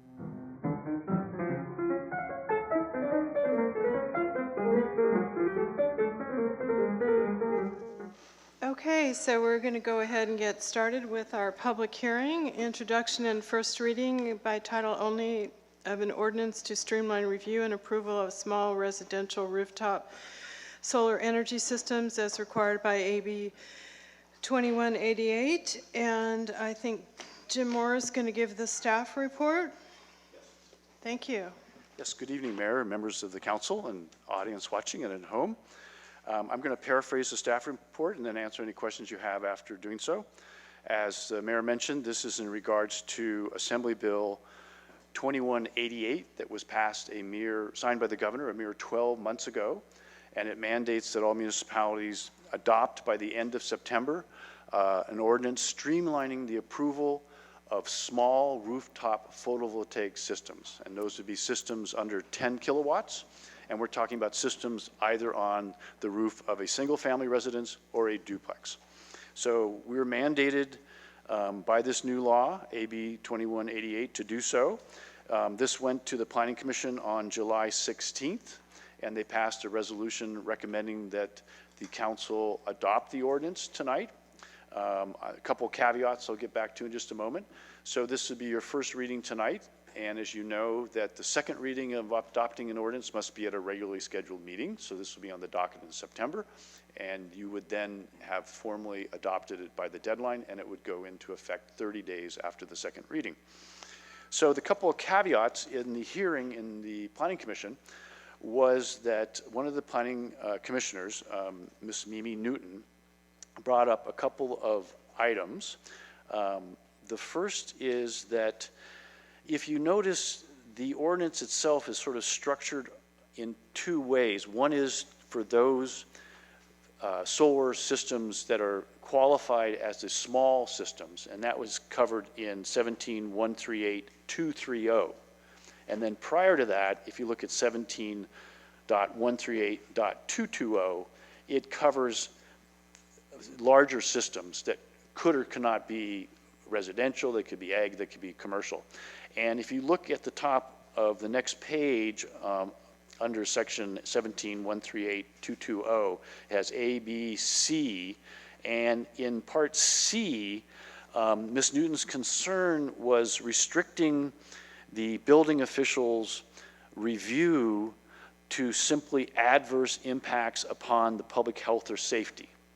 She actually wanted to not restrict the building official's ability to deem something not requiring a use permit beyond the public health and safety. For example, if it had an adverse impact to a species. So we said we would take that to the town council, the town attorney, and then mention it to you tonight, which is what we're doing. Then on advice of the town attorney, the recommendation, and help me out, Janet, if I don't accurately portray this, is to not change that language, to keep the language. The state, in its reasoning for doing these sorts of things, is to make it streamlined for photovoltaic systems to go in. And while this ordinance is specifically addressing small residential rooftop solar systems, our assistant town attorney who works for the Planning Commission, in our conversation, she felt that it's germane to leave this reference to public health and safety and not go beyond the California state's articulation on what can cause something to be of greater concern. The second caveat is on the next page of the draft ordinance, under 17.138.230, specifically regarding small residential rooftop solar systems. You'll see under B, it's got a 1, 2, and 3, and on number 2, it reads, the town shall, prior to September 30th, 2015, adopt an administrative, there's the operative word, administrative, non-discretionary, expedited review process for small residential rooftop solar energy systems, which shall include standard plans and checklist. The checklist shall set forth all requirements with which small residential rooftop solar energy systems must comply with to be eligible for expedited review. And I'm afraid I want to further clarify what is saying there, because it's easy to not understand why it's referencing that we're going to do something when it seems like this is what the ordinance is doing right now, especially, and the way to articulate that is if you go to the next paragraph 3, it references the small residential rooftop solar system permit process. Standard plans and checklists shall substantially conform to the recommendations for expedited permitting, including the checklist and standard plans contained in the most current version of the California Solar Permitting Guidebook adopted by the Governor's Office of Planning and Research. So it's a succession of explaining what's happening here, and the real germane part is on the next page under section 2, and this is speaking to the attachment to the ordinance. The town hereby adopts Exhibit A, and this is the further articulation for Mimi and for you tonight to discuss this in our public hearing here. The town hereby adopts Exhibit A, which is attached hereto and incorporated herein, and which contains the standard plans and checklist of all requirements with which small residential rooftop solar energy systems shall comply to be eligible for expedited review. The town council may amend the standard plans and checklists by resolution. So what's happening here is you're adopting the guidebook, portions of the guidebook that relate to the standard plans and checklist, but we're leaving leeway to amend how those are written. For example, within the standard the guideline booklet, it was called California Solar Permitting Guidebook, they call for electric signatures. Well, we don't have the capability for electric signatures right now. So we're not going to, when we adopt these administrative procedures between now and the end of September, we're not going to have that in there. We do, by law, have to accept electronically submitted plans, however. So we will be including in that. So it's a further articulation. I didn't handle it too well at the Planning Commission level, but that's where we're at. We are going to take out of that guideline booklet the parameters for which we create the administrative procedure for approving these over the counter. If that makes sense, or did I make something more complicated? And with that, so this is required by state. It's pretty perfunctory. And any questions? So questions of staff? David, did you have something? No. John, did you have something? Sure. Somebody emails you plans, you're going to figure that they signed it, or they have to come in and sign something? It might be simply a fax, you know, printing out a PDF, signing it, and sending it back that way. It's just... Seems, yeah, it's a good, cheap workaround, but I mean, it's not rocket science to get the IT part going. Well, I'm sure we'll get it. We're coming into this new world slowly, so. Yeah. Electronic plans. I will also say that having worked for the state for 22 years, as far as I know, they still haven't found a way to do electronic signatures. And it's interesting that these kind of requirements are put in statutes, but so I think your interpretation is a PDF with a signature works, right? Yeah. That's the kind of nuances that's that we're leaving state. leeway. We're Fairfax, we can figure this out. Okay. Yeah. All right, other questions? Yes. Peter, make sure you speak into that mic so we can hear you on the tape. So Jim, I forgot lost the name of it already, but there's sort of a code book of solar that's referenced in the statute that will just as that's updated, it's sort of like the Uniform Building Code, it'll just automatically be adopted as our guidelines. It's performance oriented, and within those guidelines, we will articulate the application process, administrative application process. Okay, and then Exhibit A, is that just sort of a model of the checklist to be handed out? That's actually the first section in the guidebook articulating to an applicant what the approval process is. You didn't get the actual checklist, the standard electrical plan, or the roof plan showing roof layout. You didn't get all that boilerplate, which is a part of the guideline, which will be part of our administrative package. Okay, so then staff will develop our own checklist to give out to people that are and it will interested. be virtually the same as the checklist in the guidebook. Okay. Jim, you raised that there were the concerns that Ms. Newton brought to the conversation. I'm just wondering, have they been factored in? No, there's been no changes. There's been no changes. Okay, so that was the Planning Commission's decision to not incorporate those changes in the resolution? No, we recommended that they not make any material changes to the ordinance itself, just to let us bring their concerns forward to you with the ordinance as drafted before them. Because I couldn't answer at the Planning Commission meeting whether or not there was any wiggle room by statute for us to amend the public safety piece. And that's where the town attorney weighed in and said, no, we don't believe you can. And then the other articulation was with regards to not making a lot of sense if you didn't understand the process of creating the guideline or the process, the administrative review process. It's a little confusing reading that number 2 alone as a standalone until you sort of digest the whole thing. So it seemed to me that the first thing that you brought to us about Ms. Newton's concerns were to restrict or safeguard against things beyond just health and safety. So is there any, correct me if I'm wrong, what was the first piece that? The first piece. Okay, so in the case that we don't do anything to change it, and I understand why our council is suggesting that, how is there any time or place? I'm trying to understand the process and the procedures on doing this, making these applications, that those things can be considered. to meet the concerns of folks like Ms. Newton, Well, who does work for the state and knows these. I guess I defer. Works for federal EPA. What I would say is this, is that primarily this ordinance is to deal with the small residential. And it's part of the governor's, million solar roofs plan. So what the answer was is you can't extend public health and safety to include things like animals. And my understanding in working in the state and working with state statutes is public safety, health and safety has a specific meaning, so you can't go beyond that.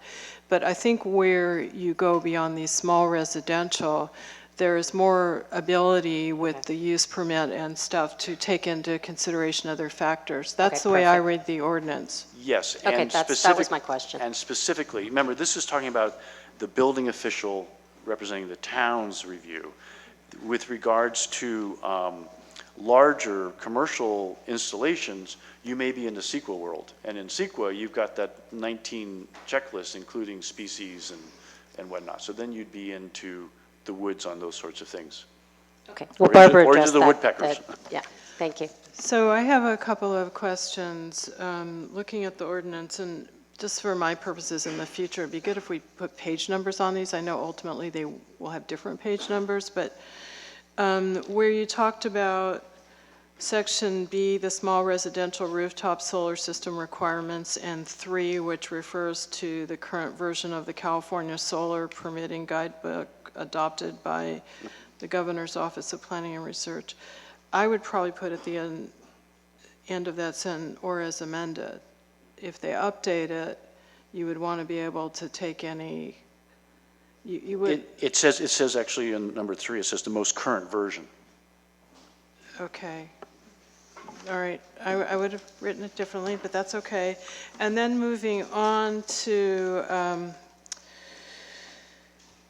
when you talk about Section 2, the town hereby adopts Exhibit A, I personally don't think that's written quite right. When you go back to B, number 2, you talk about adopting by September 30th this standard plan and checklist.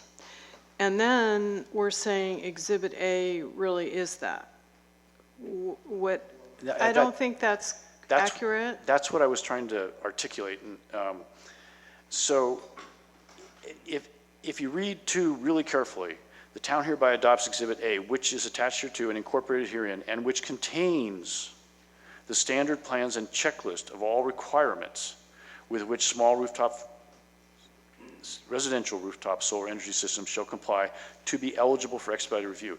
The town council may amend the standard plans and checklist by resolution. So that's where the wiggle room comes in. Well, I'm not sure why we're saying we're going to adopt something by September 30th if we're saying we've already done it. That's what this ordinance is saying. Under number 2, you're saying prior to September 30th, you'll do this. And I have a lot of problems with this Exhibit A.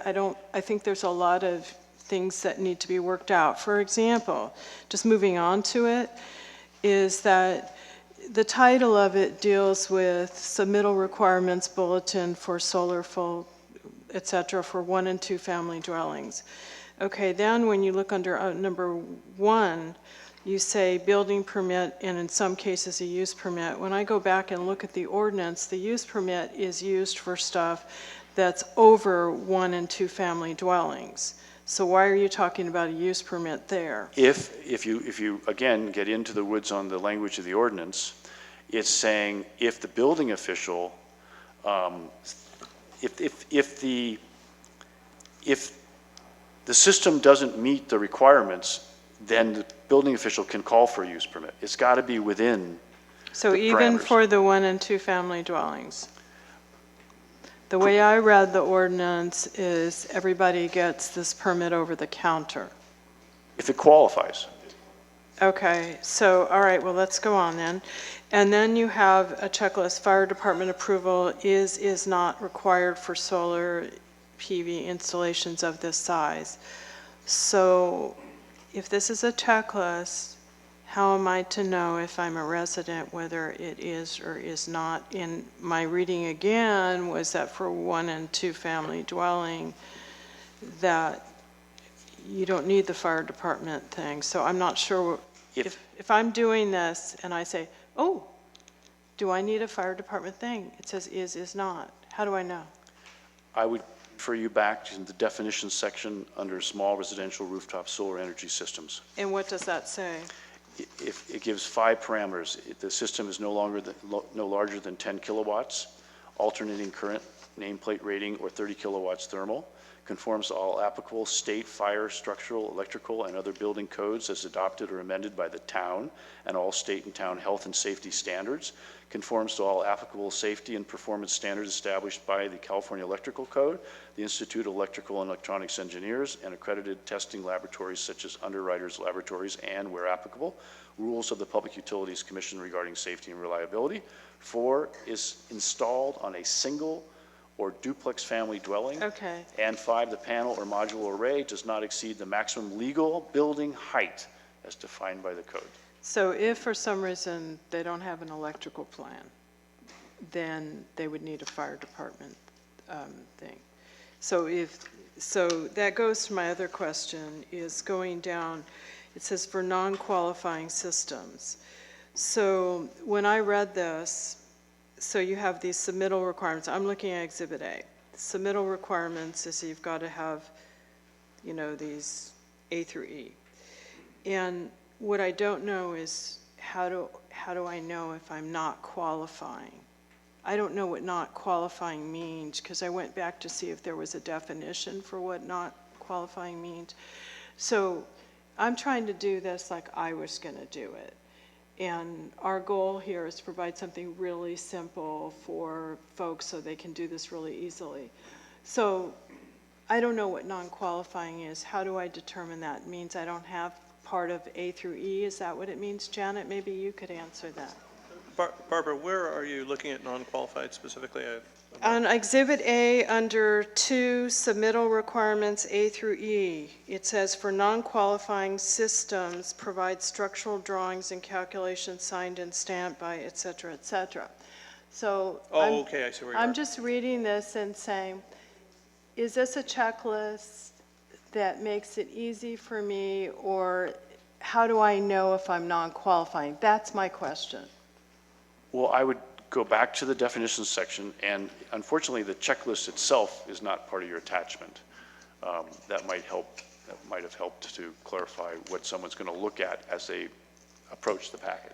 Okay, so I thought okay, so now I'm confused, because when we talked about the town hereby adopts Exhibit A, which is attached hereto and incorporated herein, and which contains the standard plans and checklists of all requirements with which small residential rooftop solar energy systems shall be eligible. What that tells me is Exhibit A has this stuff. But if it doesn't include that yet, I think we should say that. Well, if you read the end of Section 2, it says the town may amend the standard plans and checklists by resolution. Okay, but we don't have it. But there's no So checklist what to I'm begin with. looking at, when I was reading this, is I'm looking at Exhibit A, and I'm reading Section 2, which says Exhibit A has all this stuff in it. If it's not there, I'm not saying that's a huge problem. I'm just saying that we should fix this and say we intend to include that, maybe for the second reading. I'm just saying we can for sure attach it for the second reading. Okay, so what I'm trying to point out is that I'm reading this like I'm, Barbara Kohler, thinking, I want to do this. Make it easy for me. And when I looked at this and I read what Section 2 said, I said, okay, I don't see a checklist, I don't see a standard plan. But then in your explanation, I thought you kind of said that was what this was. So my suggestion is we say Exhibit A will include this, and we would have that for the second reading, because this is not crystal clear. And so I'm a little uncomfortable. I mean, our goal here is to have something that people can easily pick up and say, I got it. I know what to do, and makes it easy. And so that's where I'm coming from. I think the ordinance is very good. I just think that the Exhibit A doesn't include all the information that would make it complete. And to say the town council will amend it, we don't have it. It's just allowing you to subsequently amend it. But here, I think what will be helpful if when we come back to you for the second reading, we include the checklist and standard plans. It was quite voluminous, and I think there was a decision made to just give you the short first piece, and in retrospect, we probably should have provided you all the standard plans and checklists. It's quite long. So the Planning Commission actually saw something that was the checklist and the standard plans when they did it. So that what I'm missing here is that if I had the checklist in front of me, I would be able to tell if I was qualifying or not. Right, but I would assume that you could decide that with regards to the definition of what a small. No, I can't, and Okay. maybe I'm just not intelligent enough at this point, but I really tried to decipher from reading this. So maybe I guess if we're going to adopt an ordinance, I think we need to have everything in front of us. I feel uncomfortable without that. And so I realize it's voluminous, but I'm not sure if we should continue this. We have the standard language. We have the boilerplate language. Question following. Go up ahead, on this. David. I mean, Peter, I'm sorry. So, or can we draft an ordinance that says that we will create a checklist without us having to wordsmith it, so to speak, as a town council? Can we just say, as part of the ordinance we're passing, staff will produce a checklist in compliance with whatever government code sections the state statute is? That way we don't have to get into wordsmithing it and then worrying about, are we passing an ordinance with a defective checklist? I think that's a good suggestion. So what I would say, based on what Peter's just talking about, I think we should change Section 2 to specifically speak to what Exhibit A is, and then, as Peter suggests, that we say that the town will make available a checklist and a standard plan, and it doesn't have to be part of the actual ordinance, but we'll have it in the ordinance itself. It talks about that comes from the California Solar Permitting Guidebook. So could we work on language? I think that's an excellent suggestion, Peter, and I think that's good because Janet, does that work? May I ask a procedural question about that? That's okay. Right. We did a similar thing when we did. Could we bring a resolution at the second reading that adopts the checklist in conformance with this ordinance so we could hold the first reading tonight with the part of the checklist? But it references that checklist is coming from the same source as the rest of the checklist will come from. So we can bring a resolution at the same time as the second reading of this ordinance. And what are you suggesting is in the resolution? I'm confused. What Peter suggested, that it would include the rest of the checklist. I think one of the things we're trying to get away from is to actually have the council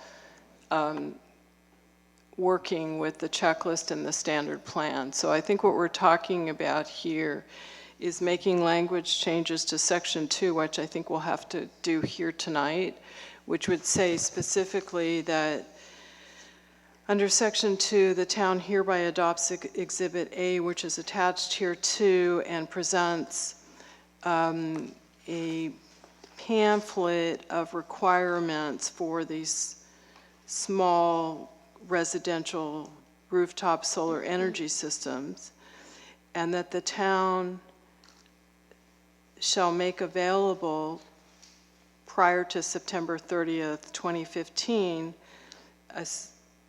the standard plans and checklists of all the requirements which are applicable. My suggestion, and Wait, before you go, I mean, I know you're headed in a good way, but it looks like. We have some questions. Okay. So is the question, I think it sounded like Councilmember Lax was wondering if we could have something here that would say, would the town will develop whatever standard plans and checklists, and we'll have that, and we could put something like, and we will adopt that council will adopt a checklist by resolution. And so what happens is, by doing that, we don't necessarily have to have that attached to the ordinance. And it gives us flexibility, because I don't know if we necessarily have to have the checklist and standard plans in place by September 30th? Okay, so what we can do is, if that's the case, I guess I would ask for a little latitude in the sense we can come back with the second reading that will try to address council members' lacks, concerns, and the rest of the council. To the extent we believe we are required, then we would have a resolution that adopts the plans and the checklist as a separate action Right. for the council. Well, and here's a sort of a bigger, well, a question, and if Janet, maybe you could weigh in on this. What I'm wondering is, for section 2, what I was thinking was that we rewrite that to not reference a specific exhibit as a checklist, but just basically to say we are empowering staff to develop a checklist in, by saying staff shall develop a checklist in conformance with, whatever the statute is, rather than, attaching it and incorporating it into our ordinance. Or do we have to, does the state law require us to somehow draft and attach and incorporate the checklist into our ordinance, or can we just say we're going to create a checklist in conformance with the state statute? Yeah, okay. So I think we have the gist of that. I think the only caveat from our end, maybe we'll have to get a little more clarification, but I think we understand what you want.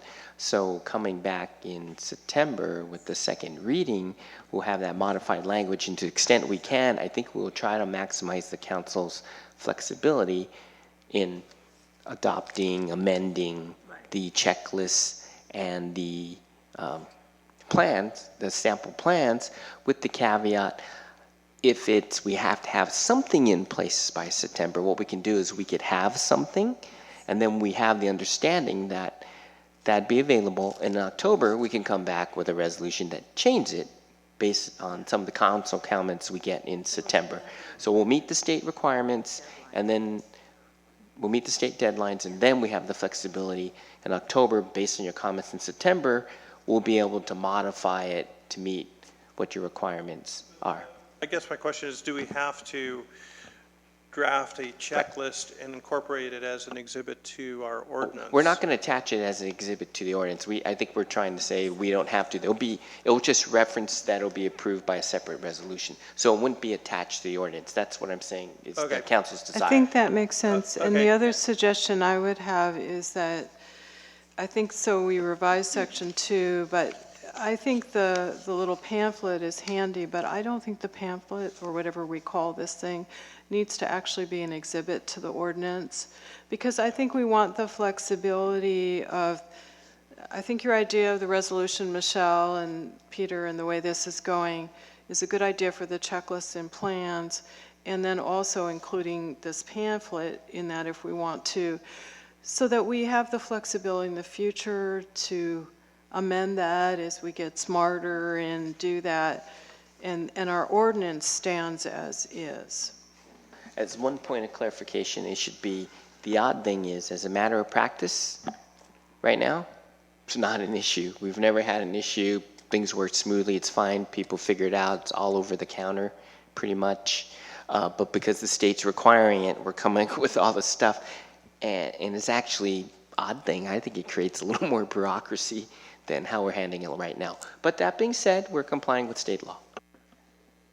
So just to wrap it up, we're probably going to make a change to section 2. We may decide to take Exhibit A out, because I don't think it really adds so much to the ordinance itself. And what you're saying is you would come back with a resolution in September along with potentially the second reading of this. And then the resolution would include the checklist and the standard plans. And if we decide to change that, that could be a resolution amended in October. And then you'll have a chance to see the checklist and the standard plans also. Right. I think that would be good. And maybe we'll have a big run of people coming in. So Actually, I have a question. yes. How does this change a member of the public's experience of coming in for a permit? As you referred to it, there's no problems right now, and I understand we have to do this. But I can imagine my neighbor went in, 6 months ago or today and applied for a permit, and then they put their system up. And in 3 months from now, I'm going to go in and I'm going to say my neighbor had this experience, and you're kidding me. So how does it change really on the ground for people? It really doesn't change anything. The application's the same. The only thing is they can submit by electronically. Submit a PDF application. That was the Okay, last so line. what is exactly changed by this state requirement? In terms of our internal procedures, or you said it adds a little bit of bureaucracy? Well, actually, it doesn't. It makes it seem like it's bureaucracy because we just create this whole ordinance on this process Right. that's not an issue now. So as a matter of practice, it doesn't change anything other than we are required to accept electronic applications. And so in essence, we'll have to set that up, but in essence, people will PDF it to us and we'll have to accept it. Okay, and I hate to do this, but why is this then considered a streamlining of the process when we're looking at what we're looking at? If we were a town that didn't, State if we language. were a town that wasn't friendly to rooftop photovoltaics, then it would impose upon us being friendly to them. There are towns and HOAs that are not into these things. So we're ahead of the curve. So the state's catching up with us, and now we're catching up with electronic filing. It forces San Marino to be more like Fairfax, or some jurisdiction where, solar panels, so tacky. So it even though we're ahead of the curve, it's overall, it requires towns to take away barriers. I also think just, let's say a bunch of people really want to start doing this, this may actually be advantageous to us where you just hand them this stuff and it's pretty simple versus a lot of care and feeding, and maybe more people want to take advantage of this. Could I open this up for public comment? Because we have to actually open the public hearing. Thank you, Michelle, for that. Mimi Newton would like to speak, I believe.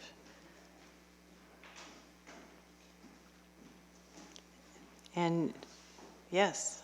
Mimi Newton, 139 Mono. And forgive me because I missed part of what you guys were talking about because I heard the beginning and I decided I would come over. Because I was actually a little surprised that the attorney would have recommended that you continue to tie the planning officials' hands for a basis for requiring a use permit for something other than the small solar rooftop arrays, because the state is only requiring that limited discretion of the building official for the small rooftop, residential rooftop arrays, not for the other types of solar arrays that our very broad language covers. So to limit the building official to only require a use permit when there's concern about public health and safety and not take into account any other potential interest the town might have for requiring a use permit, I think is a mistake. So that's my 2 cents, thanks. Yes. No, the state law requires that finding of a adverse impact to public health or safety for the small residential solar rooftops that part of this ordinance covers, but not the other part of the ordinance, which appears to cover the broader arrays. At least that's what I understood at our planning commission meeting. Yes, and in fact, we did discuss that while you were in transit coming down here. And my report was that we took your concern and we discussed it with the assistant town attorney who handles the planning commission matters, and then briefed Janet on it. And the recommendation by town council, town attorney, is that to leave the language, which is by statute required on the streamlining for the small system, leave the language the same for the non-small systems. Having said that, we also discussed that for the non-small systems, this is speaking specifically about the building official.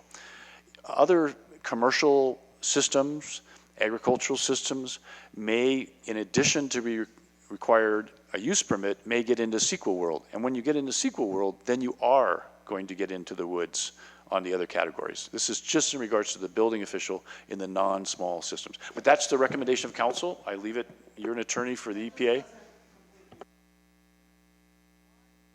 Sorry, why would you limit the building official's discretion if it's not required by the state law? So my recommendation is to take that language that says they have to find an adverse impact to public health and safety and delete the public health and safety and say any town interest. I don't think we can do that. Janet? 220C. I'm Janet? looking at 220C. Hold on. Janet? I don't recommend that you do that. Because this is supposed to be a uniform ordinance. And to change the definition of public health and safety, to broaden it, to bring something else into play for Fairfax only, makes it non-standard and gets away from the uniformity that the state is looking for. I'm not talking about changing the definition, Janet. I'm talking about deleting the limitation in 220C. So let me just bring this up too. So what Mimi's talking about, when this was first presented to us, it was my understanding that it was talking about changing, going beyond public health and safety for the small 1 to 2 family. This is the way I understood you to say it, Jim. I know that's not what you meant. Okay, so what Mimi's talking about is when you look at 17138.220 solar energy systems. And these are the systems that are not specifically required by the state law to create this streamlined expedited review. And so the rest of the stuff, we are, you know, fast and furious expedited review. So what she's saying is when you look at the application review, it says, it goes on under C to say that town requirements shall be limited to those standards and regulations necessary to ensure that the solar system will not have a specific adverse impact upon the health and safety.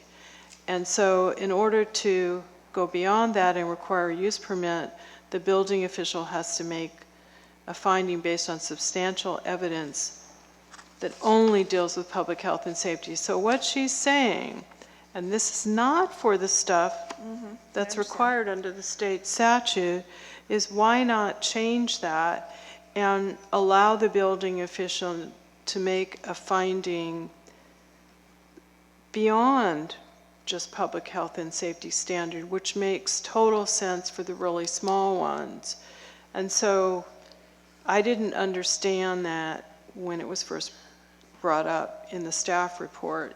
And it makes me wonder, for the larger systems, wouldn't we want to have that kind of flexibility to say, or other you know, for example, the general plan calls in things like the conservation easement, the open space element, is that if, for example, somebody had a house up on a ridge and they wanted to do, or they had a bunch of open space, they wanted to do a bunch of stuff on their roof that would destroy the visual impact or have a lot of bird strike. Wouldn't we want the potential to potentially require a use permit where we saw something inconsistent with the requirements of our general plans or the elements thereof? I think I would change what you were suggesting about town interest, because I think that becomes fairly whatever. But I think you get my idea. Thanks. Yeah, so I'm just wondering, because this ordinance, we included the bigger stuff, could we have something, an adverse impact upon public health or safety, or is inconsistent with the requirements of the general plan? That way, we have that potential for the bigger systems. That's all. Yeah. It makes total sense to me, and I think that's a little different than what the state law requires for those smaller systems. Could I just direct you back to the first page of the staff report, where it's referencing section 65850.5A of AB 2188. And if you read that paragraph, the spirit of it says actually the intent of the legislature that local agencies not adopt ordinances to create unreasonable barriers to the installation of solar energy systems That didn't say small ones, including but not limited to design review for aesthetic purposes. In other words, you shouldn't restrict them for aesthetic purposes, and not unreasonably restrict the ability of homeowners and agriculture and business concerns to install solar energy systems. That's back to 220. That's not 230. That includes 220. It is the policy of the state to promote and encourage the use of solar energy systems. That's, again, 220 and 230, and to limit obstacles to their use. It is the intent of the legislature that local agencies comply not only with the language of this section, but also legislative intent to encourage the installation of solar energy systems by removing obstacles to and minimizing cost of permitting for such systems. So it actually further up in the beginning of that, it's saying that the whole issue of installing these systems is not a local issue. Right or wrong, that's what it's saying. Is not a municipal affair as that term is used in Section 5 of Article 11 of the state constitution, but is instead a matter of statewide concern. So anyway, I'm just explaining this side. And I would argue that referencing the general plan would not be an unreasonable burden. We've got an adopted general plan that's gone through a lot, it's been submitted to the state. I don't think that's unreasonable. Why don't we do this? I mean, number one, I don't have the state statute in front of me, and if I read that, I'm sure I could find, oh, great. So you do, but I don't. But I'm suggesting that if we could add, or is inconsistent with the general plan to that C, and if for some reason we really research that statute and find by adding that we're creating an obstacle, I'm not sure that Katie Wazinski specifically focused on this piece, then at the second reading, I guess we run into trouble because we can't make changes. Can't change it. So, no, you have two readings, and they have to be the same. And Katie and I talked about this pretty extensively, because we do understand Mimi's concerns, and when a planning commissioner has a concern, we always try to accommodate that as best we can. It's our recommendation that you not do it because of the intent. Jim was very eloquent in explaining the reasoning, and we agree with that we've had discussions about this. But, I understand the concern and the desire, so I'm just going to leave that as a recommendation and leave it up to the council. Okay, so if we do not make this change because we're worried that potentially we're flying in the face of the intent of the legislation, then we still feel that with the bigger systems, public health or safety is kind of a big barrier to me. I mean, I guess I think one of the things I would say going forward on this kind of thing in the future, where a planning commissioner raises this kind of thing, I think what would have been good is to have back and forth with that planning commissioner before it came to the council, because really what this said to us is the town attorney felt we shouldn't do it. And so I think had we had the luxury of having more back and forth with Ms. Newton, or maybe a little more research into it by Ms. Newton, we would have been fine. So I'm going to pull back my potential amendment. I think the one thing I'm unclear on then, going forward, since the first reading has to be the same as the second reading, what are we doing to Section 2? Madam Mayor. Okay, Peter. I'm a little concerned too, because, we're presented with the totality of government section 65850.5. And in fact, because we really only have section A set forth, and it looks like the statute does make a distinction between small residential solar systems versus which are up to 10 kilowatts to 1 or 2 units. So I'm not entirely comfortable that the state statute mandates us to grant as a matter of right, these much larger solar systems without any kind of review. And I think Mimi does raise some good issues on that.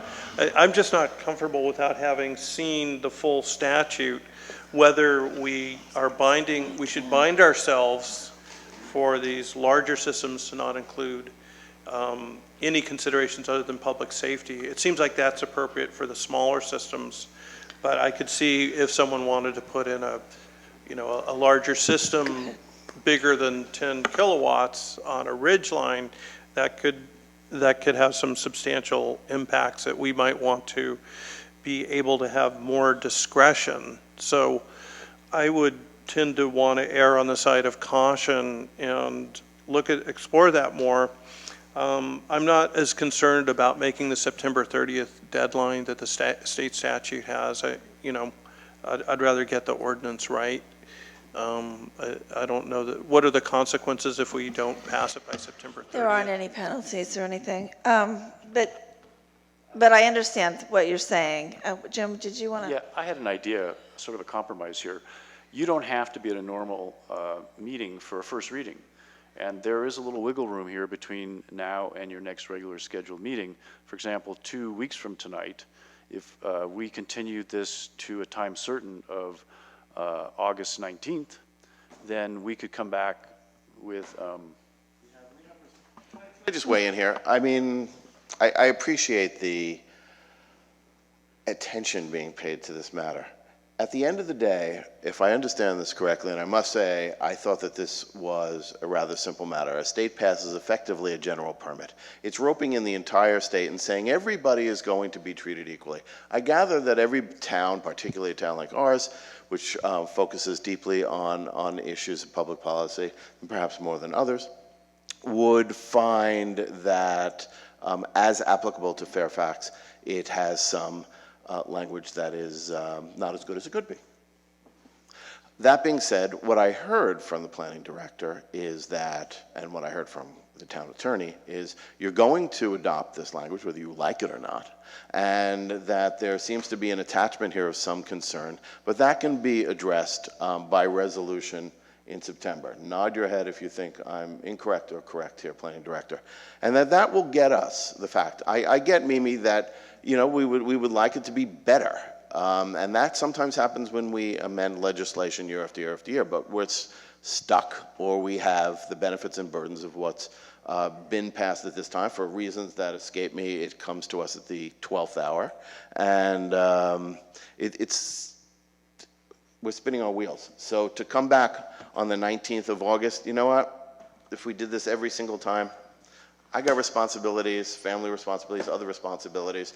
It would be wise, I think, of us to adopt this with, I thought, the wise idea of the clerk to bring forward a resolution to clean up the other section. To follow up on that, as you said, there's no penalties. It doesn't seem like there's great time constraints. There are great concerns. I understand them, but I would like to understand them more before we move forward in an ordinance. If we can, we don't have to schedule a special meeting. If we don't need to do that, and that September 30th is more flexible, then let's bring it to the next agenda. What are the consequences of that? 26th anyway. Well, Janet was pointing out, town attorney was pointing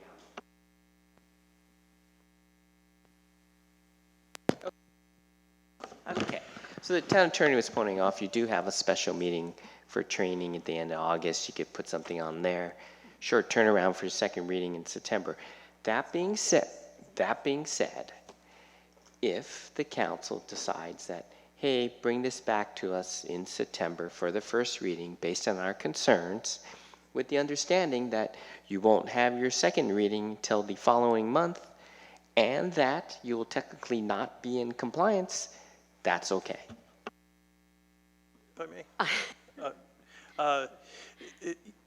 I'm glad that Mimi actually brought this to our attention, because I was, in reading this, I was kind of conflating that this limitation to deny a permit only on health and safety only applied to these smaller residential systems. And to me, that's an important distinction, because you can have solar systems that can be out of scale and can be out of scale with our ridge ordinance. if this was only pertaining to the smaller systems, then yeah, absolutely. But a system larger than 10 kilowatts can have other impacts and other planning considerations. And for me, I would want to make sure, I'd want to see the entirety of the state statute too, to make sure that our hands aren't tied in a way that we have to allow every Why large don't we do this? solar project. Wait a minute, I just have a question for Peter, because you're raising a good point, which is, does this ordinance only apply up to 10 kilowatts? Well, apparently. No, it doesn't. no, It goes the further. section that we're looking at, .20C, application review, it looks like that applies to any system regardless of size. And that, I think. Why don't we do this? I think we don't want to allow unlimited size as a matter of right with no review. To up to 10 kilowatts, I think is appropriate. Let me wrap this up. Okay, so what I'd like to do is, Janet, Garrett, Jim, before you talk amongst yourselves, let's wrap this up. All right. One thing, I think what needs to happen is all council members need to get a copy of the entire statute. That's before the next meeting. I think the first reading of this ordinance with the change in section 2, with this really worked out for this 17138.220C, should be brought to us. And David, I understand your objection, but at that training session,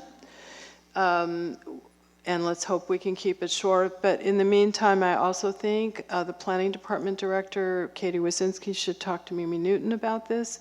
If the decision is specifically, we can't make this change, but my suggested language change would be, or is inconsistent with the town's general plan, or whatever we call it. And we want to see what section 2 will look like. So whenever that is, and I don't recall when that specific meeting is, let's bring that. The actual resolution with the checklist and plans would come to us for our September meeting. We're not going to take this up at this other, and then let's wrap it up. Okay, can I make a suggestion? Yeah. Just on the way that we go forward. This happens every once in a while, and it's happening here right now in real time. This has been a colossal waste of an hour and their time. If council members have concerns, I think you got to go to the manager beforehand and say, this is kind of a little screwy here, and we have to get to the bottom of it. Planning director, whoever it is, whether it's finance or whatever, has to work this out beforehand so that we're not sitting up here having this, I think, this conversation. Okay, well, I think that's a message to everyone, and I'm one of the folks who does that more than others. But frankly, I did not see this issue until Mimi brought it before us. And so I think you're absolutely right. The other thing I will also say is I'm a little concerned that we're getting this really at the 11th hour. I realize everybody's got a lot of work to do, but given what typically happens in Fairfax, sometimes we continue things. And so we ought to be trying to bring them a little bit earlier just in case something goes awry. So if we can do that, we're not going to do the approval of the first reading tonight. Whenever that date is for that, do you have that date? August 26th. Okay, August 26th, we'll Here add at 6 p.m. just the first reading and not the checklist and all that, which will be a resolution for the September meeting. Thank you, everyone. Actually, Mayor, I have one other. Okay, let's make it constructive thing. quick. So I think I worked out some language for the section 2 thing. I think we could reword it to merely say the town shall adopt by resolution the standard plans and checklists, et cetera, et cetera. So just a suggestion as far as wordsmithing for the further resolution, if we look at that.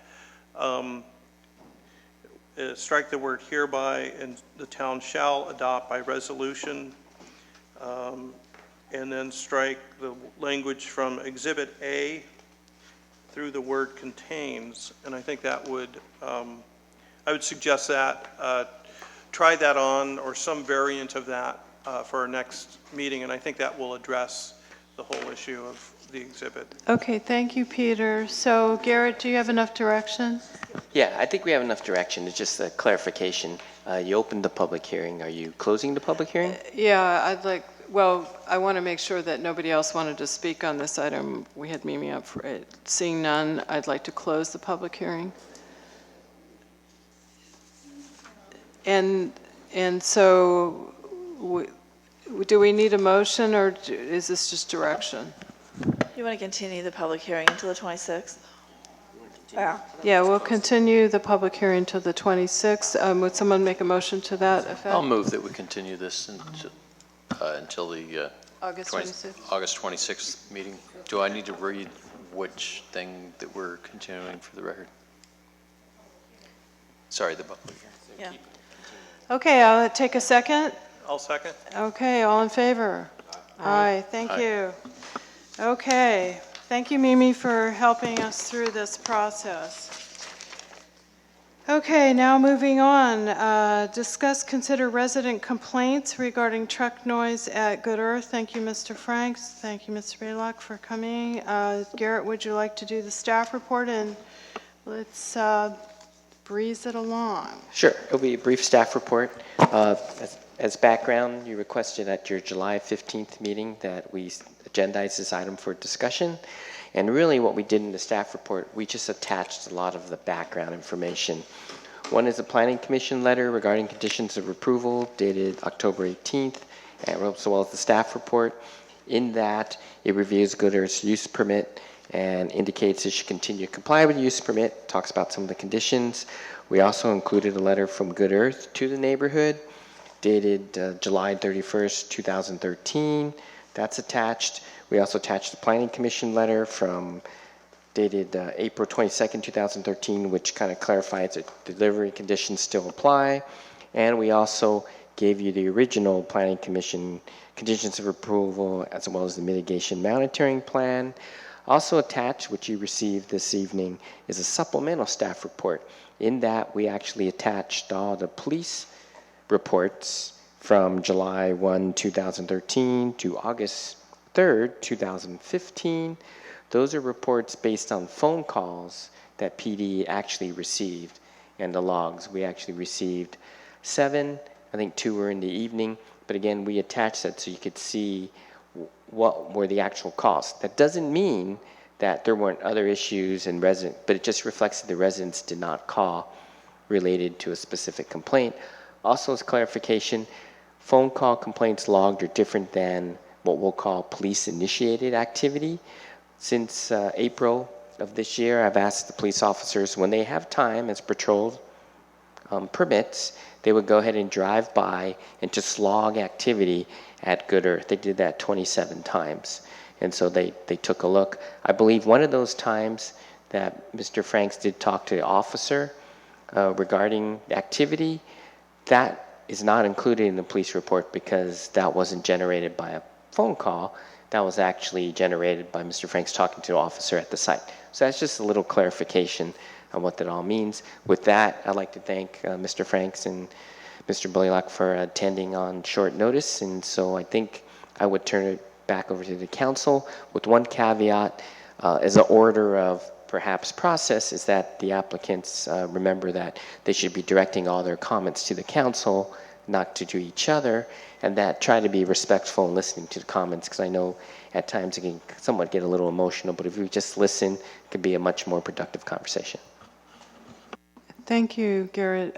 If we have any quick comments or questions of staff, I would like to open it up to the public, but... Just a very quick one, Mayor. I'm really hoping that we don't spend time as we have in the Deer Park situation, having a he said, she said, endlessly going through all of this past as prologue, and that the two parties here will tell us tonight, very briefly, how you're going to work this out so that we never, ever have to see you ever again, except when I'm driving down the street and I wave to you, Mr. Franks, and when I go into your store and I buy stuff, Mr. Blaylock. Because going through the history of this stuff and throwing darts at one another will, particularly in light of the last wasted hour of my life, really push me over the edge. So when you stand up to talk, I want to hear how you're going to work it out. That's all I care about. Thank you, David. Did anyone else have any quick No. Okay, so I'd like to open it up. Probably, Mr. Baylock, maybe you want to talk, maybe you can respond to David's, how you're going to work it out. Thank you all. Thanks for all your time and effort. I've been following along tonight and the last couple of sessions too recently, so I appreciate all the hard work you guys do and the staff too. My name is Al Balak from Good Earth here in town, and I don't have a whole lot. I mean, I have one addition to our protocol that may, in the spirit of what David was just saying, could help. I think it is currently helping, and that's really notification of, well, one of the issues, let me rephrase it. One of the issues is our attendance on or outside of the building as the truck arrives, or trucks, and we're talking about the 3 trucks between 5 and 7. It's a hard sell to staff somebody out there, standing out there for 2 hours. We've had no success at that. And so the additional element to the protocol, the morning protocol, is to really establish the team in the store that's there. They get there, there's folks that get there at 2, but the produce department gets in at about 4 a.m., 4:30 a.m., and they have the ability to see the truck come through the front of the store. Now, I remind you that we have the big 3 trucks coming up into town, U-turning back down Center, and then coming in the side, the entrance off of Center. And that's for multiple reasons. We have that in place, including to limit noise that the trucks could be causing while at the corner of Pastori and Sir Francis Drake, either waiting for the light to turn in, and then there's a bigger rigmarole the trucks need to do if they come in that lot, that side. So we force them to do the loop.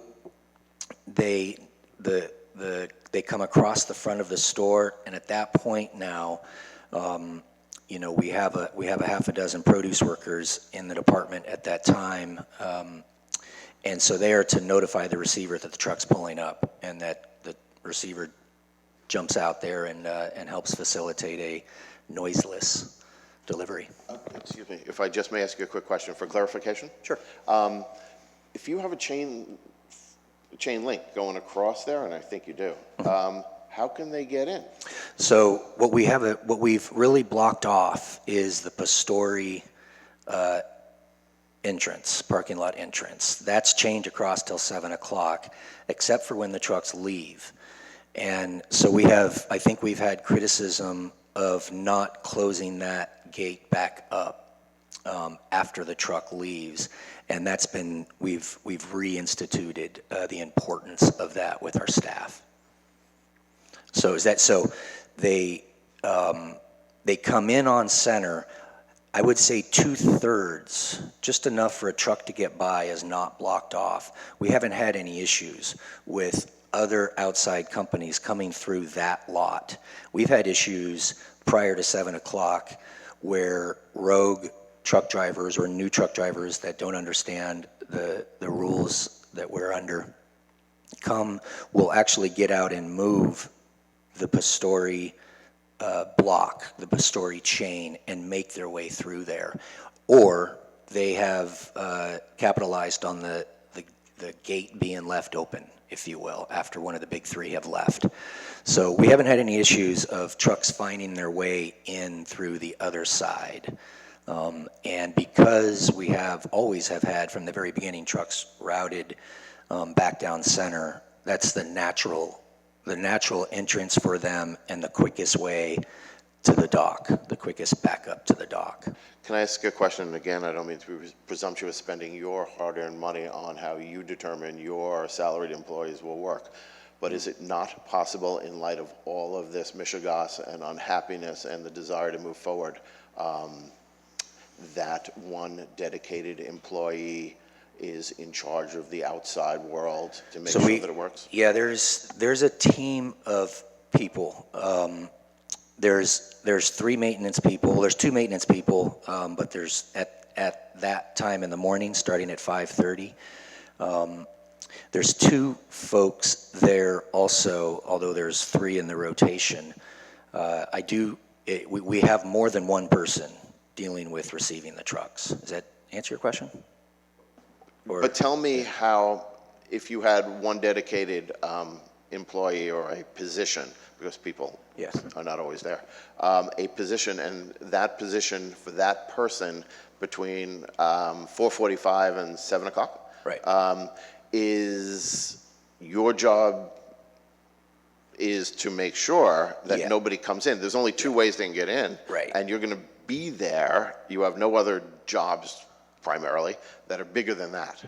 So you're going to focus on Yeah, it's an important part of his job. He has, 6 other hours worth of work in a day that I'm sure he feels pressure at getting done.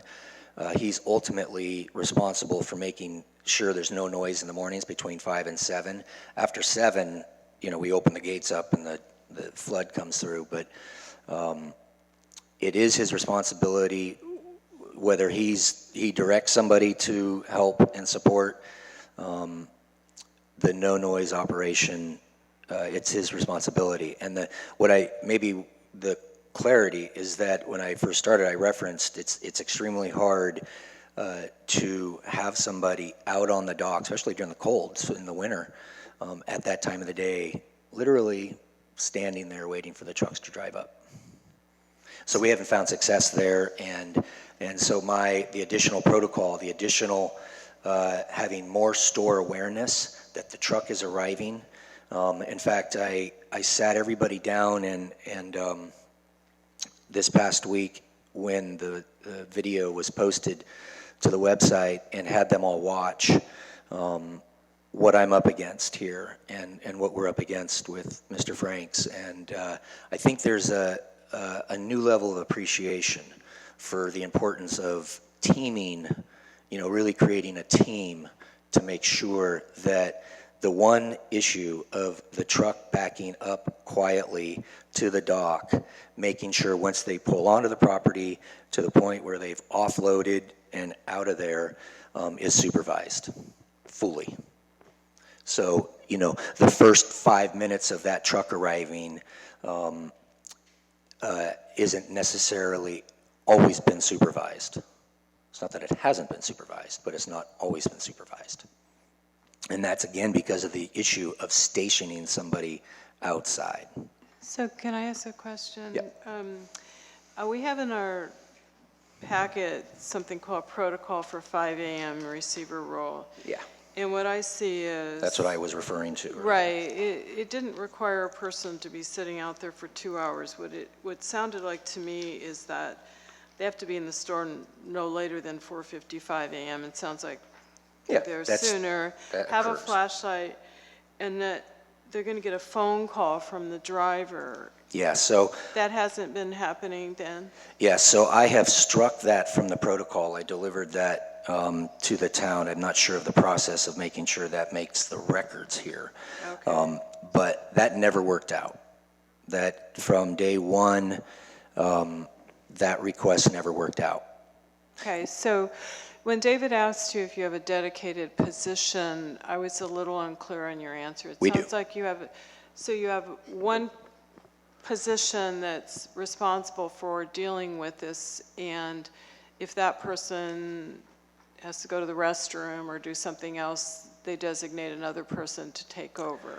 Is that correct? Well, the issue, Barbara, the issue is when the truck is arriving. So the phone call, the communication with the drivers, that didn't work out for multiple reasons, not just us either. There were concerns with the truckers being on the phone while driving and other issues, personal cell phone issues, our own personal cell phone issues. But the issue was really about trying to be on the spot, dedicated person, when those trucks were arriving so that we can facilitate a noiseless delivery. And again, the truck that goes by the front window, you just can't miss it. semis, right? They go right by the front of the store, not looped out in the parking lot, literally right in front. So we feel very confident that that is going to have cause a significant difference in really identifying whether there are backup beeps or really any noise whatsoever between 5 and 7. So we rely, and we have relied heavily on the agreements with the big 3 trucks and the managers of those transportation systems to assure us no backup beeps, training around not setting the air brakes, and then all the little noises that can happen after that in getting the goods into the store. Pallets and doors and radios and things like that. They all have from us, each one of those businesses has the requirements. One of them actually puts them on their invoice and has for a while, but I hope that answers your question. Okay, thank you. David, did you have anything you wanted to add? No. Okay, thank you. Don't leave. Nope, I'll be here. Mr. Franks, did you want to, in the spirit of David's request, I know you've been really trying to work through this, so I'm sure you'll be ready for that. Yeah, David, to cut to cut my speech here, my page of basically bottom line spelling out stuff that has been broken. Let's just start off with this morning. I don't know how you all woke up. I woke up at 5:10 a.m. to air brakes going off. After I was able to fall asleep again at 6:10 a.m., a tailgate slammed down on the loading dock, and that's how I start my morning pretty much every day. So I don't know how to make it any shorter, David, but if a man stands up here and writes a letter to a neighborhood and makes this comment that has been taking up everybody's time, that person should stand behind that letter, which spelled out specifically no noise between 5 and 7, and that has not happened at all. And this is 3.5 years down the road. Unbelievable. And, so let's break it down. To try and mediate this, I chose the mediator, spoke to them the other day, to try and mediate this and have a mediator spell it out for the owners and for the town.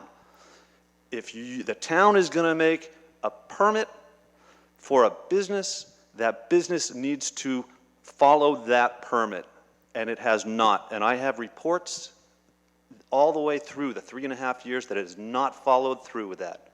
There has been no slap on the wrist or anything, no fine given. The council has not directed Garrett to give them a fine, even this last month, breaking the rules once more. I said 3 reports. I have all the pictures to back it up. I am not standing here wasting anybody's time by lying. I'm reaching out to a mediator. I'm reaching out and being as positive as I can possibly be, and I'm still being woken up. What is anybody going to do about this? What is the owner going to do? What are you guys going to do? Nothing? That's where we're at right now. He just stood up here and said, we've got these guys working on it. I've got pictures of the guys pushing pallets underneath the chain on, a couple weeks ago. And the receiving clerk is signing him in. It's embarrassing. How do you hide a 65-foot semi parked out on Pastori Avenue, blocking traffic, at 5 in the police reports, 5:40 in the morning, 5:44, they're receiving truckloads of goods still. It's in the police reports. There is no lying. There is no smoke. You can't hide it. That's all I got to say. Questions, anything. Frustration, yes. Pushing this further down the road, don't want to do it. I have much better things to do with my life right now than this. This is my vacation this week, and I had to come back just to be here to follow through with this thing. It's more important than anything to me. So that's it. Thank you very much. Thank you, Mr. Franks. David, since you've sort of adopted a role of leader on this. Maybe you have some insights that we can do. I mean, I've read through what the Planning Commission action is, and it sounds like Mr. Balak delivered something a little different than the protocol we have in our packet that would have been attached to the letter that was October 8, 2013. So, David, do you have any insight? Yeah, I do. It's a, unfortunate isn't the word. We have a community, and it's not just Mr. Frank's, it's a larger than just one individual in one little neighborhood. And on the other hand, we have one of our most esteemed homegrown community assets. I would count, along with the lumberyard and the theater, when people think about Fairfax, the Good Earth is at the top of the list. But we're going to have to resolve this. So without being banished from my regular weekly chicken salad sandwich at the Good Earth, I'm going to have to suggest that Garrett is going to come back and tell us precisely what the requirements are for the Good Earth, precisely what they have to do. And if we are then in the receipt of police or other formal reports which contradict the requirements that we understand that are imposed, I will be asking this council to direct staff as appropriate to begin the process incredibly reluctantly of starting to issue escalating fines. Because I would agree, many years down the road of our cajoling is not working, and I don't think it's unreasonable, but I do say that the first step is that the manager is going to have to come back and say, these are the requirements that the Planning Commission has agreed to. You people have received these. You understand what they are. We have received official reports, and I must say, as much as I'm sure Mr. Franks' cell phone is accurate, it really is going to have to be police reports that specifically identify violations of the requirements that Garrett brings to our attention, and then we're going to have to start doing enforcement. And Al, I really just don't do this to us. We hate this crap more than anything. And I must tell you, when we've had over the last, my tenure of whatever years, when we've come to this part of the road, usually in nuisance things, the parties come to their senses because all hell breaks loose. We are a small community, and this is just, it's not good. It's not good for business. It's not good for the harmony of the community. And as much as I'm asking you right now, I'm asking you, make this go away. I like Mr. Franks, never want to see him again. Please make this go away. Thank you, David. Garrett? So I don't believe it's within the purview of the council to order issuance of citations, but I think it's within the purview of the council to say where there are violations, we should be taking action. So we cannot go on reports of Mr. Frank. It would have to be specific police information. But I think one of the things that came forward tonight was that in our packet, October 18th, there's the protocol for the 5 a.m. receiver roll. Mr. Balak mentioned that he delivered a change to that. So how are we to know what that protocol is? As David said, tell us what it is. Is it something that you have to bring back to us? Is it something the Planning Commission needs to look at? Because it was attached to a letter. I think Go ahead. I think he just, if I understand correctly, he just changed that one part regarding the receiver. Is that correct? Yeah, it sounds like the main thing is receiver, or the team now is then going to let the receiver know that they need to be out there to receive the truck, whereby before it's just one person and maybe the truck shows up and they're inside in the office. But That's true. The only additional is what I actually struck from the protocol, the phone part. So that's the only difference. So you have essentially, which is that first or that last paragraph under the header, driver's direction to Good Earth.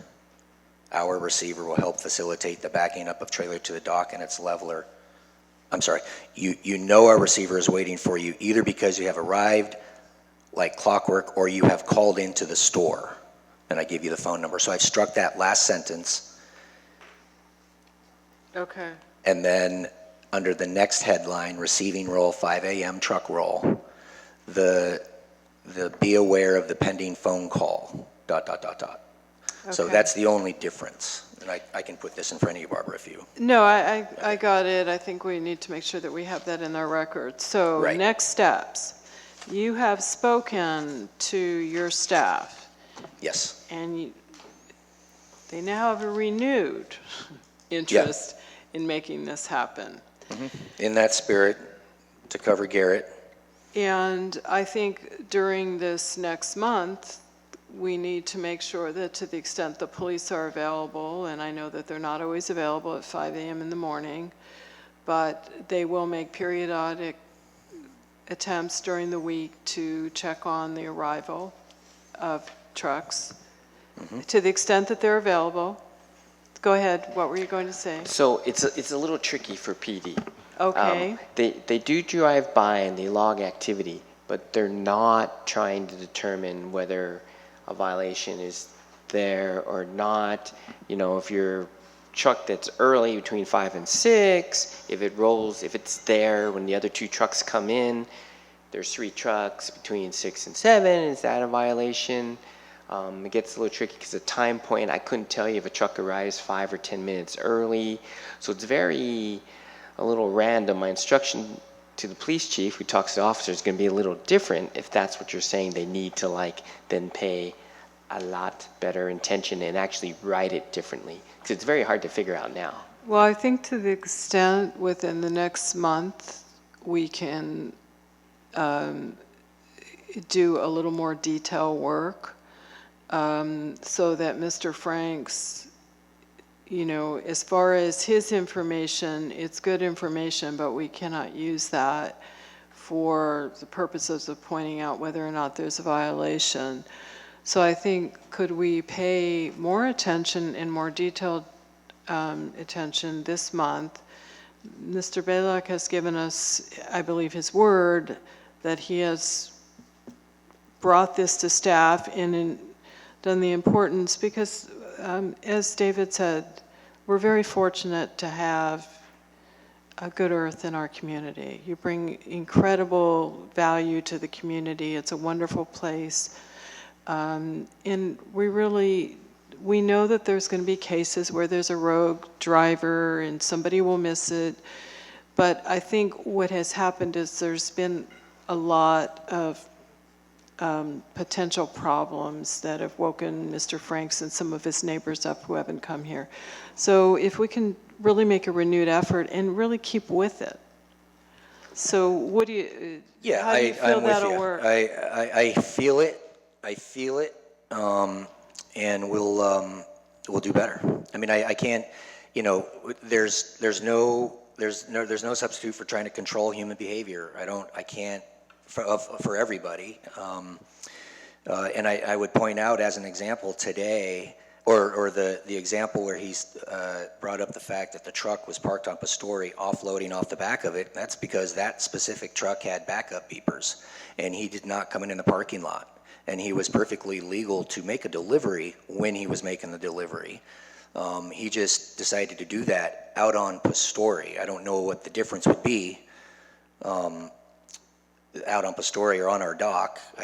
But that's why that was made. So it is a real challenge, I think, for the police department to try to decipher without really being down there, for those 2 hours, exactly what they're seeing and exactly what they think they're seeing, I guess. Yeah. Can I ask a question, David? Were you on council during any of the previous incarnations of grocery stores there? Yeah, I've been here joyfully since the flood of '05, so the end of 2005, and I think it was certainly still in Albertsons. It was, yeah. But that was irrelevant because nobody ever shopped at that broken, hideous monstrosity of a store. I'm just curious, because the density and the folks, numbers that live down there has not changed dramatically since those days. But nobody delivered crap and nobody went into that store to buy it. Wait a minute. Renee, I was on the Planning Commission when this first came as an issue, the noise at Good Earth. And at the time, we also discussed the Albertsons and when it was operational, and Mr. Baylock came then when I was on the Planning Commission. And what I recall the discussion is Albertsons did not have early morning deliveries, and if they did, it was really rare. And so there really wasn't a comparison. It was a different kind of store. And I could be remembering some of it incorrectly, but it's a little more recent than David's recollection, which is just nobody shopped there. I think I went there occasionally. So I think we don't have a good comparison. I know it was a little different model there, but I guess I'm just saying, can we do a little extra duty there? And Al, if you can really impress on your staff, let's make this work.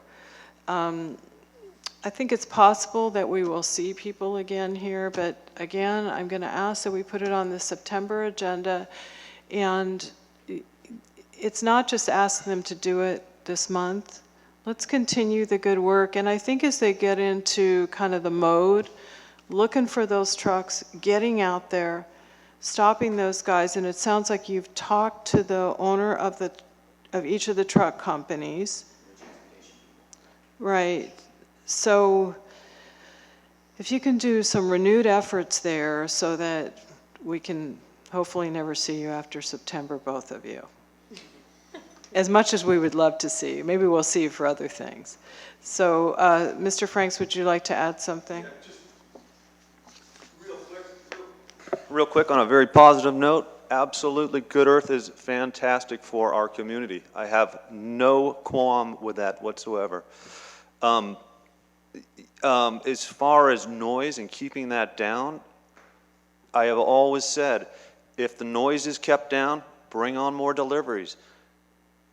Be rewarded for positive behavior. It's fine with me. It's fine with the neighborhood, I'm sure. If the noise is cut down between, say, 6 and 7 a.m. when there's only 2 trucks, there's smaller trucks that could show up at 4 o'clock in the morning like they have been for the last 3.5 years. Alvarado Street Bakery in the front of the store, it's quiet. It's just the noise level from the big trucks at 5 o'clock in the morning. If they behave themselves and do a good job, offer them more. The planning department, quite possibly, somebody can figure that out. Get more trucks in there. That's what they want. That's what they need. Rewarded for good behavior. And long-term, not short-term. Thank you very much. Thank you, Mr. Franks. We appreciate your comments. And thank you, Al, for coming tonight. So we will have this on our September agenda, and hopefully nobody will be on vacation and have to come back for that. So moving on, let's move on to item 23. Discuss, consider response to grand jury report, the need for labor negotiation transparency. And I want to just add before our town clerk does the staff report is, well, why don't I just handle it? I want to thank Councilmember Weinsoff, who worked with me on developing the response to this report, who really did the yeoman's work on this. And just to say that we have to respond by a certain date, which I believe is September 4th. I think we've brought forward, I think, a good report. And maybe, David, you want to talk a little bit about some of the key points? I would. You know, I think the most important thing is for the council to reemphasize our respect and appreciation for the civil grand jury and the members of the community who serve so selflessly and really do a fantastic job over the many years we've all been reading the grand jury reports. The level of detail, the attention that they bring to things is really extraordinary, and we benefit from it immeasurably. However, in this case, while we cannot speak about its application, this question about coin and transparency and how negotiations occur in the county level or in the other 10 cities and towns, we certainly do have a very clear idea of how we behave. And the way we behave is a measure of transparency that a democratic society could. It's amazing. I mean, I brought up earlier when I asked that we move the budget, to the public hearing, and said, 4 public hearings. If enough people had showed up, we would have had 10 public hearings. It really doesn't matter. Our approach to democracy is to give everybody in this town the opportunity to speak their piece, almost for as long as they want, notwithstanding the little timer over there. What we have stressed, and I think we're stressing here, is we meet the intent of what the grand jury was concerned about. The fact that a council or negotiators on behalf of a municipality enter into a contractual relationship with its employees in a way that is not entirely clear to the public, or to which they don't have the opportunity to comment upon that memorandum of understanding or that agreement between contractual parties entered into through collective bargaining. But in our case, that's really just not the case. One of the things, when you praised Mike Vivrette before, and Garrett, I think the one thing that's great about our budget is you open it up and it's not just a gazillion words splayed across 100 pages. They have charts, and all sorts of different ways of interpreting and understanding what our budget is. The citizens of Fairfax truly understand that some 70 or odd % of their hard-earned tax dollars that they entrust us with is spent on the salaries for our employees. And the impact of where that money comes from property taxes, sale taxes, or the panoply of ways that we arrive in the post-Prop 13 era to fund our government is really rather detailed. And in fact, one of the extraordinary things is that it's not as if they don't get a regular say in this. We have to go back to them every 5 years for various, whether a sales tax increase or measure ABCD, whatever you want to say, or supplemental property tax, parcel tax. They get to take the measure of not just their council, which they also get to do every 2 years, but also all of the staff. And if they felt that they weren't being treated respectfully, if they felt that staff had mismanaged their money, as unfortunately in times gone by, money had gone to places and had been lost, they would march to the polling booth and they would tell us exactly how they felt about that. But on the contrary, what we see time after time is that the community has a very, I think, deep and abiding respect for the way that their town handles their money and therefore votes these taxes in with almost unheard of, over 70% approval. Now, I know the town of Fairfax and the good liberals that we are have never seen a tax that we didn't embrace with full ardor.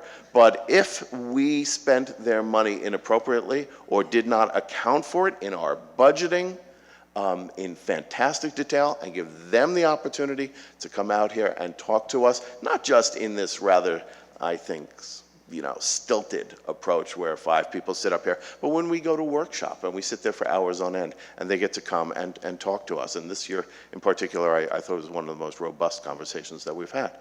So all of that I bring together and suggest to the council and the community that everything that the grand jury really wants, they have because we already provide it. They have the safeguards, they have the access, they have the information. And the most extraordinary thing that community members in Fairfax have is an amazing unfettered access to their government. Our town clerk lives downtown. Our employees live downtown. The council, of course, shops in all of the stores and is available and walking around downtown. And heaven forbid you start on one side of the town and think you're going to go to the Good Earth and the bank in the same half a day. You're going to get stopped along the way and you're going to be questioned. And then, election season, find me a community where the people aren't as well versed as they are here and can ask us when we go to their front door. So, all things considered, I appreciate greatly what the grand jury has done here. But I say to them, your coin process, the concerns that you have are attended to. However, we go one step further. which is one of the suggestions was, unlike tonight, for example, we brought to the community the MOUs and we voted on the MOUs. I thought one of the really good suggestions by the grand jury was, where's the rush? Take a pause, bring it forward, let it sit for a month, and then come back the next month, and perhaps there'll be further conversation, an opportunity for the public to review this, just that little bit much more for an extra month. And so I thought that was a very good idea, and so Barbara and I have included that in this draft for your review and consideration. But beyond that, I think that I speak for the community and understand their respect for the way that we run their town with their guidance and their generous tax dollars. We are mindful of it, and we present a document that ensures that that openness and transparency called for by the grand jury is honestly, faithfully, and respectfully communicated. Thank you, David. I just want to add one thing is, you know, some of what COIN was trying to get is to make sure that you look at the fiscal impacts of labor contracts. And we already do that. And we spelled it out tonight, but we do that during the process. As far as hiring an independent negotiator or hiring an independent auditor, we already do all these things. We're open, transparent in what we do. And as far as our town budget, hiring such people is unnecessary, but it will also be pretty fiscally irresponsible of us, given that we examine the fiscal impacts. We really look at it. I think Fairfax is very unique. We have a very good handle on our pension liabilities and have a plan in place. So that's where we went with this, and I would open it to other council members to ask questions, probably of David or I rather than the town clerk. If you have any, or we can open it up to comment. I have comments. Go ahead, Peter. Well, I respectfully disagree with David in terms of the focus of the grand jury. I was really disappointed by reading this report because they're engaging in political advocacy rather than what I think the function of a grand jury is to do, which is to look at problems and suggest things. This report really was a very, it was political advocacy, which is fine in other forums. I don't think it's appropriate for a grand jury because a grand jury is supposed to have the imprimatur of the judiciary and supposed to stay away from political advocacy, and it's a very poorly researched report too. I mean, they quote a editorial in the Wall Street Journal. They cite some minutes in the city councils that have passed these things, but they've done very little research. It doesn't look like they've sought out the viewpoints of unions or other interested parties, and so that's very, very disappointing. And I think the approach of COIN is inappropriate for Fairfax for a couple reasons too, which is additional reasons. It might make sense if you're a large city like Los Angeles or Costa Mesa, where their personnel budgets are in the millions of dollars and where it's cost effective to hire and institute another layer of bureaucracy. That doesn't work. It doesn't scale down to Fairfax and smaller jurisdictions. And, you know, the COIN movement also does appear to be, have a certain aspect that's aligned with the Tea Party. When I did a Google search for COIN, the Orange County Tea Party website praised the mayor of Costa Mesa, Jim Ringheimer, and I'll read from their website. Ringheimer's principled stance on public employee union contracts and pension reform has made him unpopular with the unions. because Ringheimer and others on the city council have stood strong. Some folks have likened Costa Mesa to Wisconsin and Ringheimer to Governor Scott Walker, exclamation point. Mayor Ringheimer is also a big supporter. Let me skip down here. Mayor Jim Ringheimer is a strong fiscal conservative, and for all he and his family have been through for taking on the big unions, he deserves our full support for re-election this November. So there is a not so hidden political agenda. And, you know, that's fine for people to advocate their views on unions, but I think it's inappropriate for it to be done in under the auspices of the grand jury. So I'm very disappointed that the Marin County grand jury has taken really a stance of such political advocacy rather than fact-finding. And, you know, it's an interesting political discussion, which may have some merits or may not, depending on one's view. But I, again, don't think that it would be appropriate for a grand jury to advocate a policy change and really for what appear to be political reasons rather than any kind of finding of fact where there's a deficiency or a problem that has to be addressed. Well, Peter, I can respond to that by saying, first of all, I entirely agree with you, and those are my private thoughts rather than my public thoughts. In responding to the grand jury, I do it with respect because, as you well know now, I save my sincere objections and insults for residents of the town, whom I ask not to appear before us anymore. But with regard to the grand jury, I find that although your sentiment and mine privately, there's no space of disagreement. I think that for purposes of our town responding formally to the judiciary, I couch it more in a general sense of disagreement with the text rather than the political impetus that may have driven it forward. Oh, sure. And I'm not, I think the letter's great, and you know, as our town addressing the grand jury, I think it's appropriate. But I wanted to just share my personal disappointment with the grand jury taking what I think is an inappropriate role in this, in stepping outside of their function. And that's all. But I think the letter's great, and I support the letter. Thank you. John, did you have a comment? Sure, I'll keep mine a little briefer. I mean, but I think I could probably sum up part of what you said, David, was, you know, Fairfax is very different than Orange County.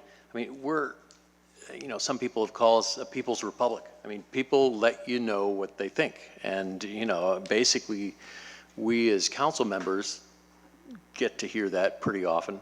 And when we're talking about, you know, and I think it's the people that work for the town also understand that too. And, you know, just as when the recession was happening, the labor organizations said, well, yeah, we understand there's no money. We're not going to be asking for money, you know. And then now that the economy is getting a bit better, now we're getting cost of living increases, which are moderate.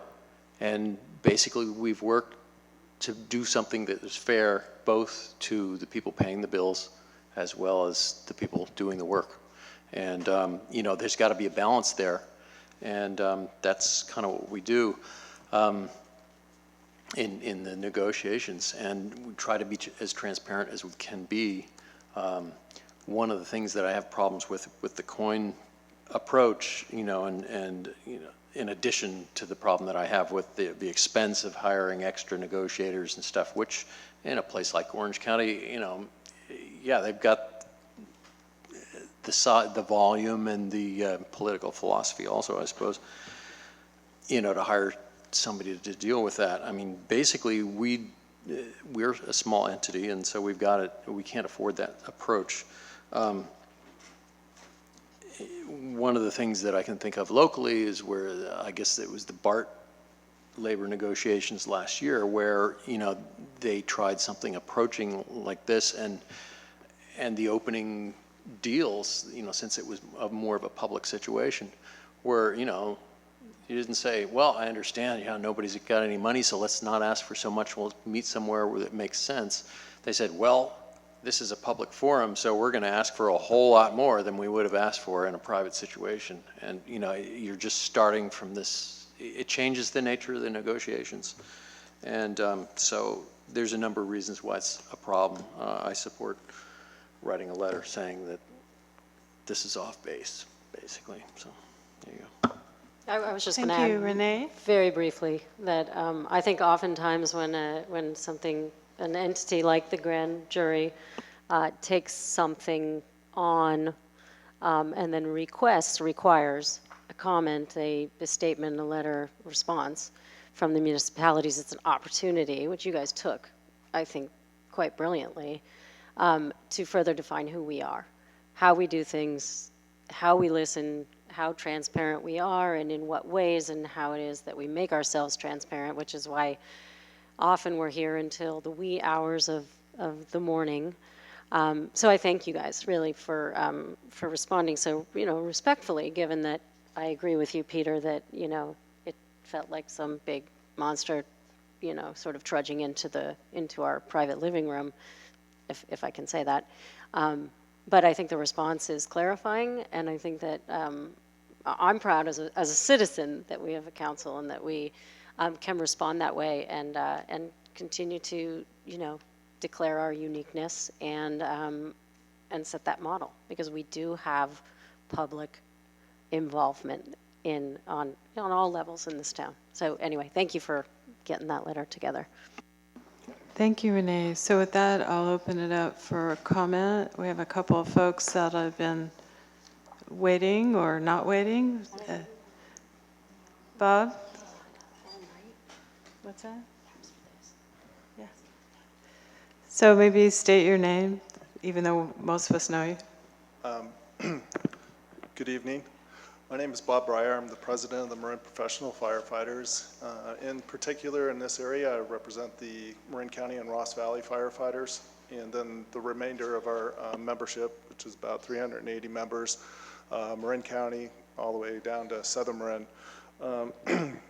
I appreciate the comments that your council, the mayor and councilman member Weinskopf put together. Unfortunately, there are a lot of different things that you can read into that, whether it's political or whatever your position is on public employees. The one thing I just really wanted to put out there is I appreciate the time that you put into it, because I know I put in a lot of time in this, and because of the different interest of everybody, there's so much time that gets put into this. And I know tonight you said you're unique. Believe me, I've been to 6 different places within the last 2 months with councils and board. Everybody's unique, but there's always been one thing that I've always found out is that everybody that's at those meetings that are on the councils, on the board, number one, they're trying to do the best job they can, but the meetings are very open. And I know as a public employee, literally our financial documents are open to the public, and the budgets are online. There's just more and more of that transparency. The coin issue, although I will disagree with David, they did do a good job, and they put in a lot of time and effort. The one thing is I think if they would have put a little more effort and focused on the Marin County government agencies rather than the Southern California ones, I think there would have been a better product. They would have probably come back and said, negotiations has to be flexible. It needs to be flexible because sometimes you might want to have a negotiator, you might want to have a financial auditor that comes in that doesn't have the restrictions that COIN puts on you. I mean, once you sign up for that, every issue that's coming across the table, you're spending time, whether it's your own staff, although if you read it, it needs to be independent. So anyway, I think those are the points that you provide that flexibility or maintain it for yourself.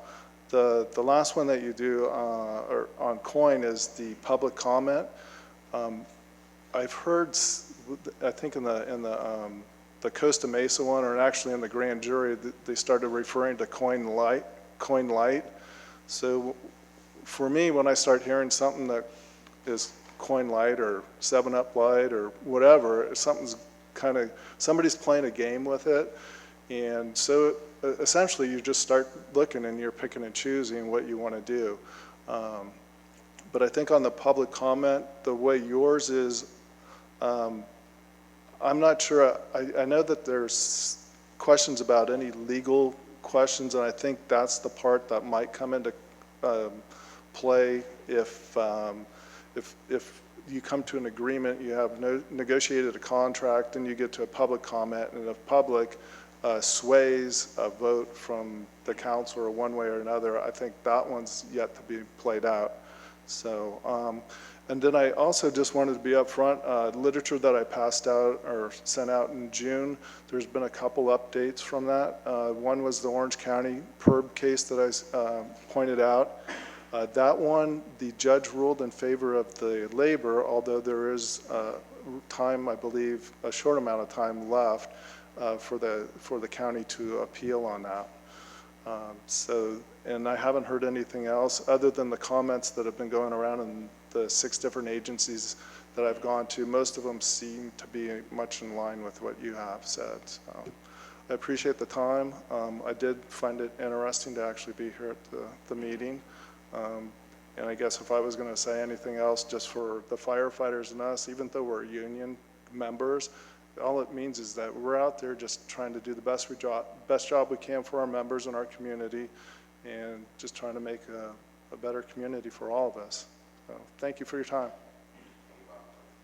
Thank you, Bob. And also, I want to thank the firefighters who also worked with us on Measure J and walked a lot of this town for us. I'll just bring it back to the council. We do have a provision in the letter where David and I discussed the idea of having the negotiated agreements on a council agenda, then waiting to the next agenda. And I think there's a potential that you could get a lot of public comment, but I think just seeing what we had here tonight when we brought the MOUs, I think there is a potential risk that you could get a lot of comment that would change things. But I think we also see that we have a lot of folks trusting in what we do. So I think it's worth it to take that risk and just to add that extra layer. And I know you also mentioned to me, Bob, that some people are waiting 10 days. We meet once a month, so ours would of necessity have to be within a month unless we had a special meeting. So I think we should stay with that provision. And I think we've got some time before we have to start implementing that, frankly. So other comments, David? No, I would make a motion to submit to the court both the letter as drafted and the attachment 1 that accompanies it. Second? If I could make a friendly amendment, just to suggest one additional bullet point. What's that? Implementing COIN and hiring outside negotiators is not effective for small towns like Fairfax, given the size and scale of our public employee contracts. I have. Barbara added some text on that. I read it, given the town's limited budget and as the negotiations are conducted effectively and the fiscal impacts are clearly delineated during the process, it is unnecessary and would be fiscally irresponsible to divert funds to hire a negotiator and an independent auditor. Okay, I think we covered that then. Yeah, okay. I overlooked that then. Well, good. So Okay. Second? I'll second. Okay, all in favor? Aye. Aye. Thank you. Just a question. Yes? So how does it work in terms of the provision to have it agendized and then wait the 30 days? So To have it, much like a first reading of an ordinance kind of. so that will come back to us. Right. We've already done the MOUs for this year. So I'm starting. just talking about the policy that it would. So what you would see is on an agenda in the future when we go into labor negotiations, the final agreement would be on the agenda. We would discuss it, we would take public comment, and then at the next regular council meeting, we would finalize it. Okay, so it doesn't have to be passed as a separate policy, or did that? No. Okay. So with that, thank you very much for staying. And we have one more item. And thanks, guys, for coming. And this is the introduction and first reading by title only of an ordinance adding new chapter 10.26 bicycles to Title 10 Vehicles and Traffic of the Fairfax Town Code and amending Section 1.08.020 to include reference to new Chapter 10.26 to prohibit bicycles on sidewalks in the downtown area. Garrett, would you like to do the staff report? Maybe we could do it briefly. Sure. So the staff report omitted the most important sentence, which is the mayor requested this item be placed on the agenda. So apologize for that. Anyway, basically it's as stated, the attached ordinance would in essence prohibit riding of bicycles and motorized bicycles on the sidewalks in the downtown area. In addition, what it would also do, it would prohibit the riding of bicycles and motorized bicycles on any sidewalk, public parking area, steps, or handicap accessible walkway, anywhere in town in a manner as to create a hazard to persons or automobiles or possibility of damage to property. In essence, that provision is the same as what we have for skateboards, and for skateboards, it's also prohibited in the downtown area. So this ordinance somewhat mimics that to a certain extent. With that, that pretty much is the staff report. Are there any questions? Okay, and I also want to thank Katie Wasinski, our town attorney's associate who worked with me on the language, and also thank Mr. Eric Kylick, who has lived in town for something like 30 years, who actually brought this to my attention. I was able to witness it firsthand, seeing bikes in the downtown sidewalks, which have very limited room, and there's a lot of activities with seniors walking, people with strollers with kids, and just generally trying to walk on our sidewalks. There's just not much room downtown. So it seems like it's really a safety issue. And otherwise, with that, other questions of the council? Yeah, John. and so Eric was showing you this, was this bicycles riding on the sidewalk or parked on the sidewalk, or what? Yeah, so bicycles riding on sidewalk downtown. And in fact, as we were discussing it, there were two young boys, 10 or 11 or so, who rode by us on their bicycles right downtown near the Scoop. And so it just represents a danger to somebody walking with a dog or walking, looking down, seniors. Yeah. I know Mr. Kylick actually wheels his grandkids around on strollers and has found it to be a problem. But it's really the downtown area. Yeah, I mean, because, you know, personally, I haven't witnessed, I mean, I spend a lot of time downtown. I ride a bike around most of the time. I don't ride it on the sidewalk, but I haven't witnessed others riding it on the sidewalk, outside of occasional kids who I don't think should be riding out with where the trucks are, and, you know, distracted SUV drivers on their phones and whatnot. So frankly, I was, you know, a little surprised to see it in this way. I mean, I guess I also have a problem with it. You know, there's a map of the area described as downtown, and it goes all the way from Pancho Villas all the way up past the library to Lima. And if you look at the ordinance for skateboards, it's confined basically to the area that many people think of downtown as basically from the theater up to Klaus and, you know, around the Parkade and Drake on the far side of Parkade. Just to point out on that, also. this is the town center area that's defined in the general plan, and the reason this was brought in, this was also used for the overnight parking. So I agree with you, the skateboards is a different area, but this is what was recommended. We can talk more about it. Yeah. Yeah, I think as a safety issue, I can't really see putting our kids out there with trucks and stuff. I mean, I think there might be room for some, saying, well, okay, the language around where, yeah, you clearly don't want to have,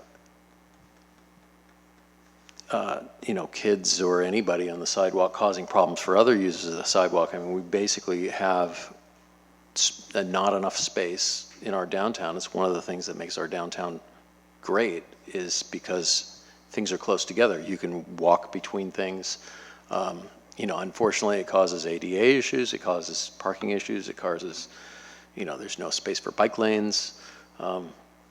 There's all kinds of problems that it causes, but we basically have to respect each other as a community and develop something that modifies behavior rather they than just walk their bikes when makes they're it downtown. illegal. Okay, can I follow? Renee? Follow up. Having worked with Safe Routes to Schools for a very long time and been the Manor School team leader forever and watched how kids and people move themselves to school, and celebrating the great numbers that do, but also discussing with those who don't the reasons for not doing it. It's inevitably because a parent, actually the protocols through school are like not under third grade. Under third grade, these kids should not be riding themselves to school, and not even recommended often under that age to ride it at all. I would like to sort of paint the picture of what it would look like if all of those people that are third grade and under and third through fifth didn't ride their bikes to school, what our streets would look like in the morning. It's a little bit the difference between summer mornings, which are wonderful and so uncongested, and the school mornings, which are filled with cars. There's a good number, and I wish I had some stats on that, of people who will not let their children ride to school because it is too dangerous. And there's been an unspoken rule in Fairfax that says if you're under 12, let them ride the sidewalk. And it's unspoken, and so Just what I said to John. Why? And because John raised the point of downtown being so congested, you're riding along, youngster. You come to the downtown area, you walk. Okay, so here's the thing about the downtown area, and as it's drawn on this map, as Barbara was referring to, it's basically Pancho Villas down there at Pastore all the way to just past the library. So you've got a kid and a parent coming off of Willow, let's say, and they come down, and then the parent says, that's a terrible place in front of the good earth in terms of a bike, so get on the sidewalk, but walk your bike. And then it's pretty good on Center, really good actually on Center. It's as good as it gets.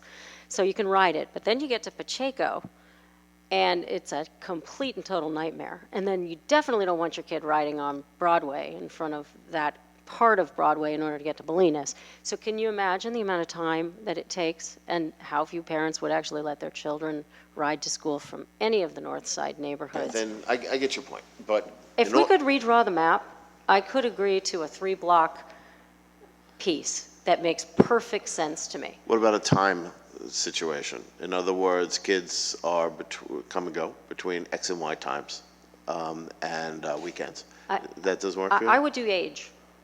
I think a provision for, now I did speak with MCBC this morning. They gave me a few examples of cities that actually have this provision, and it's 13 and under. Can ride the sidewalks. I agree with you that in those 3 blocks downtown, no one should be riding their bike. 13 is pretty old, or 12 is pretty old. I'm thinking about little kids. But I think we could certainly work on the boundaries. This was suggested. Originally, we were looking at what was in the town code for the skateboard. And this was suggested, and one of the problems I had with the map was the map that we had didn't have any streets on it. And so I asked that we put that on it. We could certainly work on the boundaries of that, but I would also say, a lot of us are getting older, and we want seniors to be able to access our downtown. And I really do think that if we work on slimming the area down, the kids should walk their bikes. Because we don't want a senior getting run over by a kid on a bike, especially little kids, because they tend to waver, they ride wiggly. And we also want just, people being able to walk. And I think we can work on trimming the area down. This was one of the most difficult things is, what are we talking about? And I was saying, why don't we draw a map of that area that dealt with the sidewalks? Then it was suggested the town center plan. And I thought, okay, but it sounds like it's too big. I think we can work on that. But go ahead, I didn't want to interrupt you.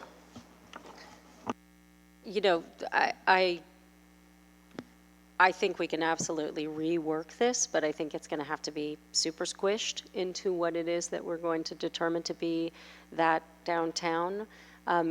There are no alternative routes for these kids on bikes, and frankly, for most of the adults that I see who are bike commuters and not necessarily really bike savvy folks, it is dangerous all over there. So I'd love to work on how we could really condense that space and make it work and work toward kids walking their bikes. I will tell you that enforcing kids walking their bikes is like herding cats. And that I've tried to do for many years of my life. So that would be very difficult. But I think that as we look at the town center element, and in this case, far before that, we're going to be looking at all kinds of things around our speed in the downtown, around how we share the sidewalks, all these things. I think you're totally right. This is not ready for prime time. Are you available? It's not my place to do this, but are you available to sort of rework it? And we can make this a bit of an iterative process, I would think. Absolutely. Yeah. I think it's critical that we do the first reading, tonight. We certainly have time to work on, squishing it. I'm not sure that I agree to the 3-block area that you're talking about, but I think what we should do, Garrett, yes? So, I'm not saying adopt this tonight. I don't know when you want to adopt it, but I would suggest, based on your comments, that perhaps you just form a 2-person subcommittee to work out all the details, and we'll bring it back to the council. And also, I would like to do that, but as you know, we are reforming the Bicycle Pedestrian Advisory Committee, and it is something that we could take under advisement and then come back with a recommendation. I don't really want to wait that long. Well, it's next month. We'll take it on as our first project. Are they meeting next month for the first Well, we're going to convene the first meeting the end of August or the middle, to the middle. That, in essence, would be a subcommittee.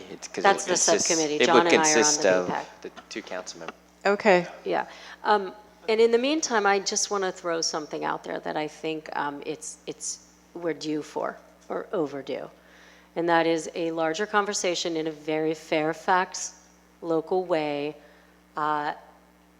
between all of the stakeholders, all of the sharers, all of the people who use our streets and our trails and our roads in the multimodal way that we use them, and have a conversation in the form of a community discussion forum, charrette.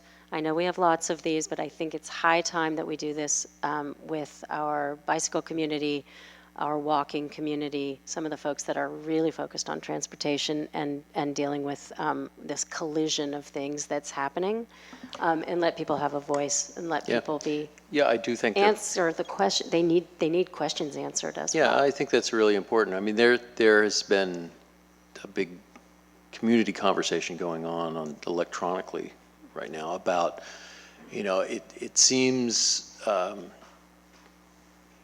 primarily, though not completely, sparked by these bicycle clubs that travel through in packs on the weekends, disregarding traffic laws and things like that. There's a certain amount of digging in trenches on either side and debating from a non-negotiating stance, and that's not a productive way. But there's a lot of different types of bicyclists around there, just as there's different types of drivers, and different modes that happen. I mean, there's not only kids getting to school for Safe Routes to School, which I agree with some of the, the experiences that you've had. I've also done a lot of work with trying to herd the cats of kids to try to get them to ride safely. But, there's bicycle clubs, there's commuting cyclists that are looking for an efficient way to get to work on time. There's people going to the grocery store, there's kids riding around, there's, Is this something people just the getting used to it. And I think a bicycle forum. ped group? What about the bicycle ped group? Well, the Bicycle Pedestrian Committee, which is actually not fully, we're looking for more members also for the Bicycle Pedestrian Committee. We have a number of people from the community who have, filled out a form at Town Hall, which is wanting to join this, I guess it's not a subcommittee, it's a BPAC, technically, to update the bicycle pedestrian plan. But I think what Renee is talking about is a public forum where a lot of people can talk and basically air grievances but also listen to each other and try to come up with some understanding on different things that might work. And that might be fairly informative for the Bicycle Pedestrian Committee to hear some of those ideas too. The only thing I will say is I don't think we actually have the bandwidth, given the other workshops that we have to do, town center element, some of the zoning things. And I would say once you get the Bicycle Ped Committee formed, that maybe that would be a forum, not necessarily a town-sponsored thing, but that might be a place to start bringing in the other groups to have some kind of a meeting that could be held here, but not necessarily with town staff, because there's no easy answer to this. But before we do that, We have public comment. Yes, you've been waiting patiently, and I don't know your name, so you want to comment on this proposed ordinance? And maybe you could give us your name? Yes, good evening. My name is Alicia O'Laughlin. I'm the Policy and Planning Director for the Marin County Bicycle Coalition. And I agree with so many of the comments that were made here tonight. I think I'll be reiterating a lot of what was already said. MCBC's top priority is safety, and as such, we support the ordinance in general. We want to ensure that everybody, all the sidewalk users, feel safe and comfortable when they're on the sidewalks. But we'd also like to very strongly encourage that there is a provision within the ordinance which provides for an exemption for anyone under the age of 13. And as was mentioned earlier, this is not an uncommon practice. It's in San Francisco's bicycle ordinance, sidewalk ordinance, as well as the city of Sausalito's recently adopted ordinance as well. And riding on the sidewalk is a huge concern in the city of Sausalito, but they did recognize the need to ensure the safety of the children. And then, as I mentioned, again, safety is our #1 priority, so that includes the kiddos on the bikes. And in circumstances like in Fairfax, where there are no dedicated, safe bicycle facilities available that separate cyclists from traffic, then we need to really ensure that the children are not subject to riding on busy, high-traffic roadways and having to navigate door zones and parking and all the many safety hazards. I also just want to make note as well that in addition to the real safety concerns that have already been mentioned, I agree full-heartedly with what Councilmember Goddard said, that many parents just don't feel that it's safe to allow their kids to ride in the street if there are no dedicated bicycle facilities available. So whether these dangers are real or whether these dangers are perceived, they really greatly impact the number of families and kids out there on their bikes riding to school and making local trips by bike and replacing car trips.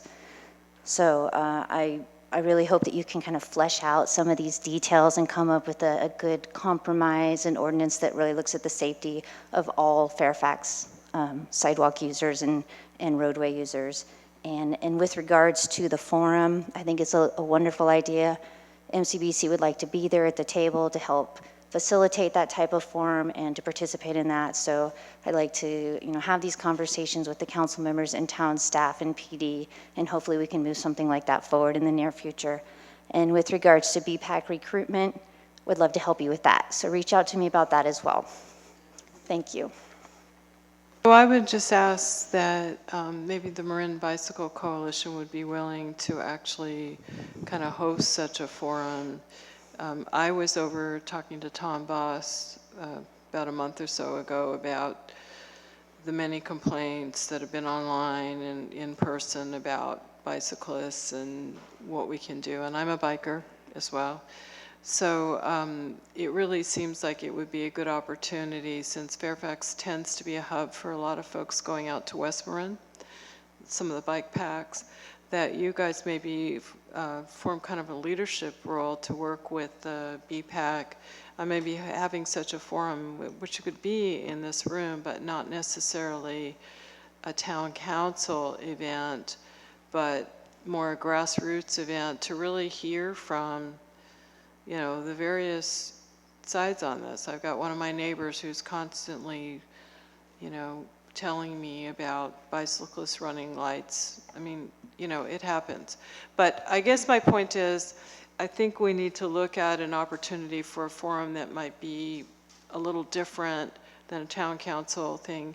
And I will also tell you to think about, for this sidewalk ordinance, I'm thinking about seniors. We have a lot of seniors in town, so I'm concerned about the safety of kids. I frankly think 13 years old is pretty old for an exemption, but I will stay tuned to see what BPAC comes up with, and it seems great that you'll get more members for BPAC.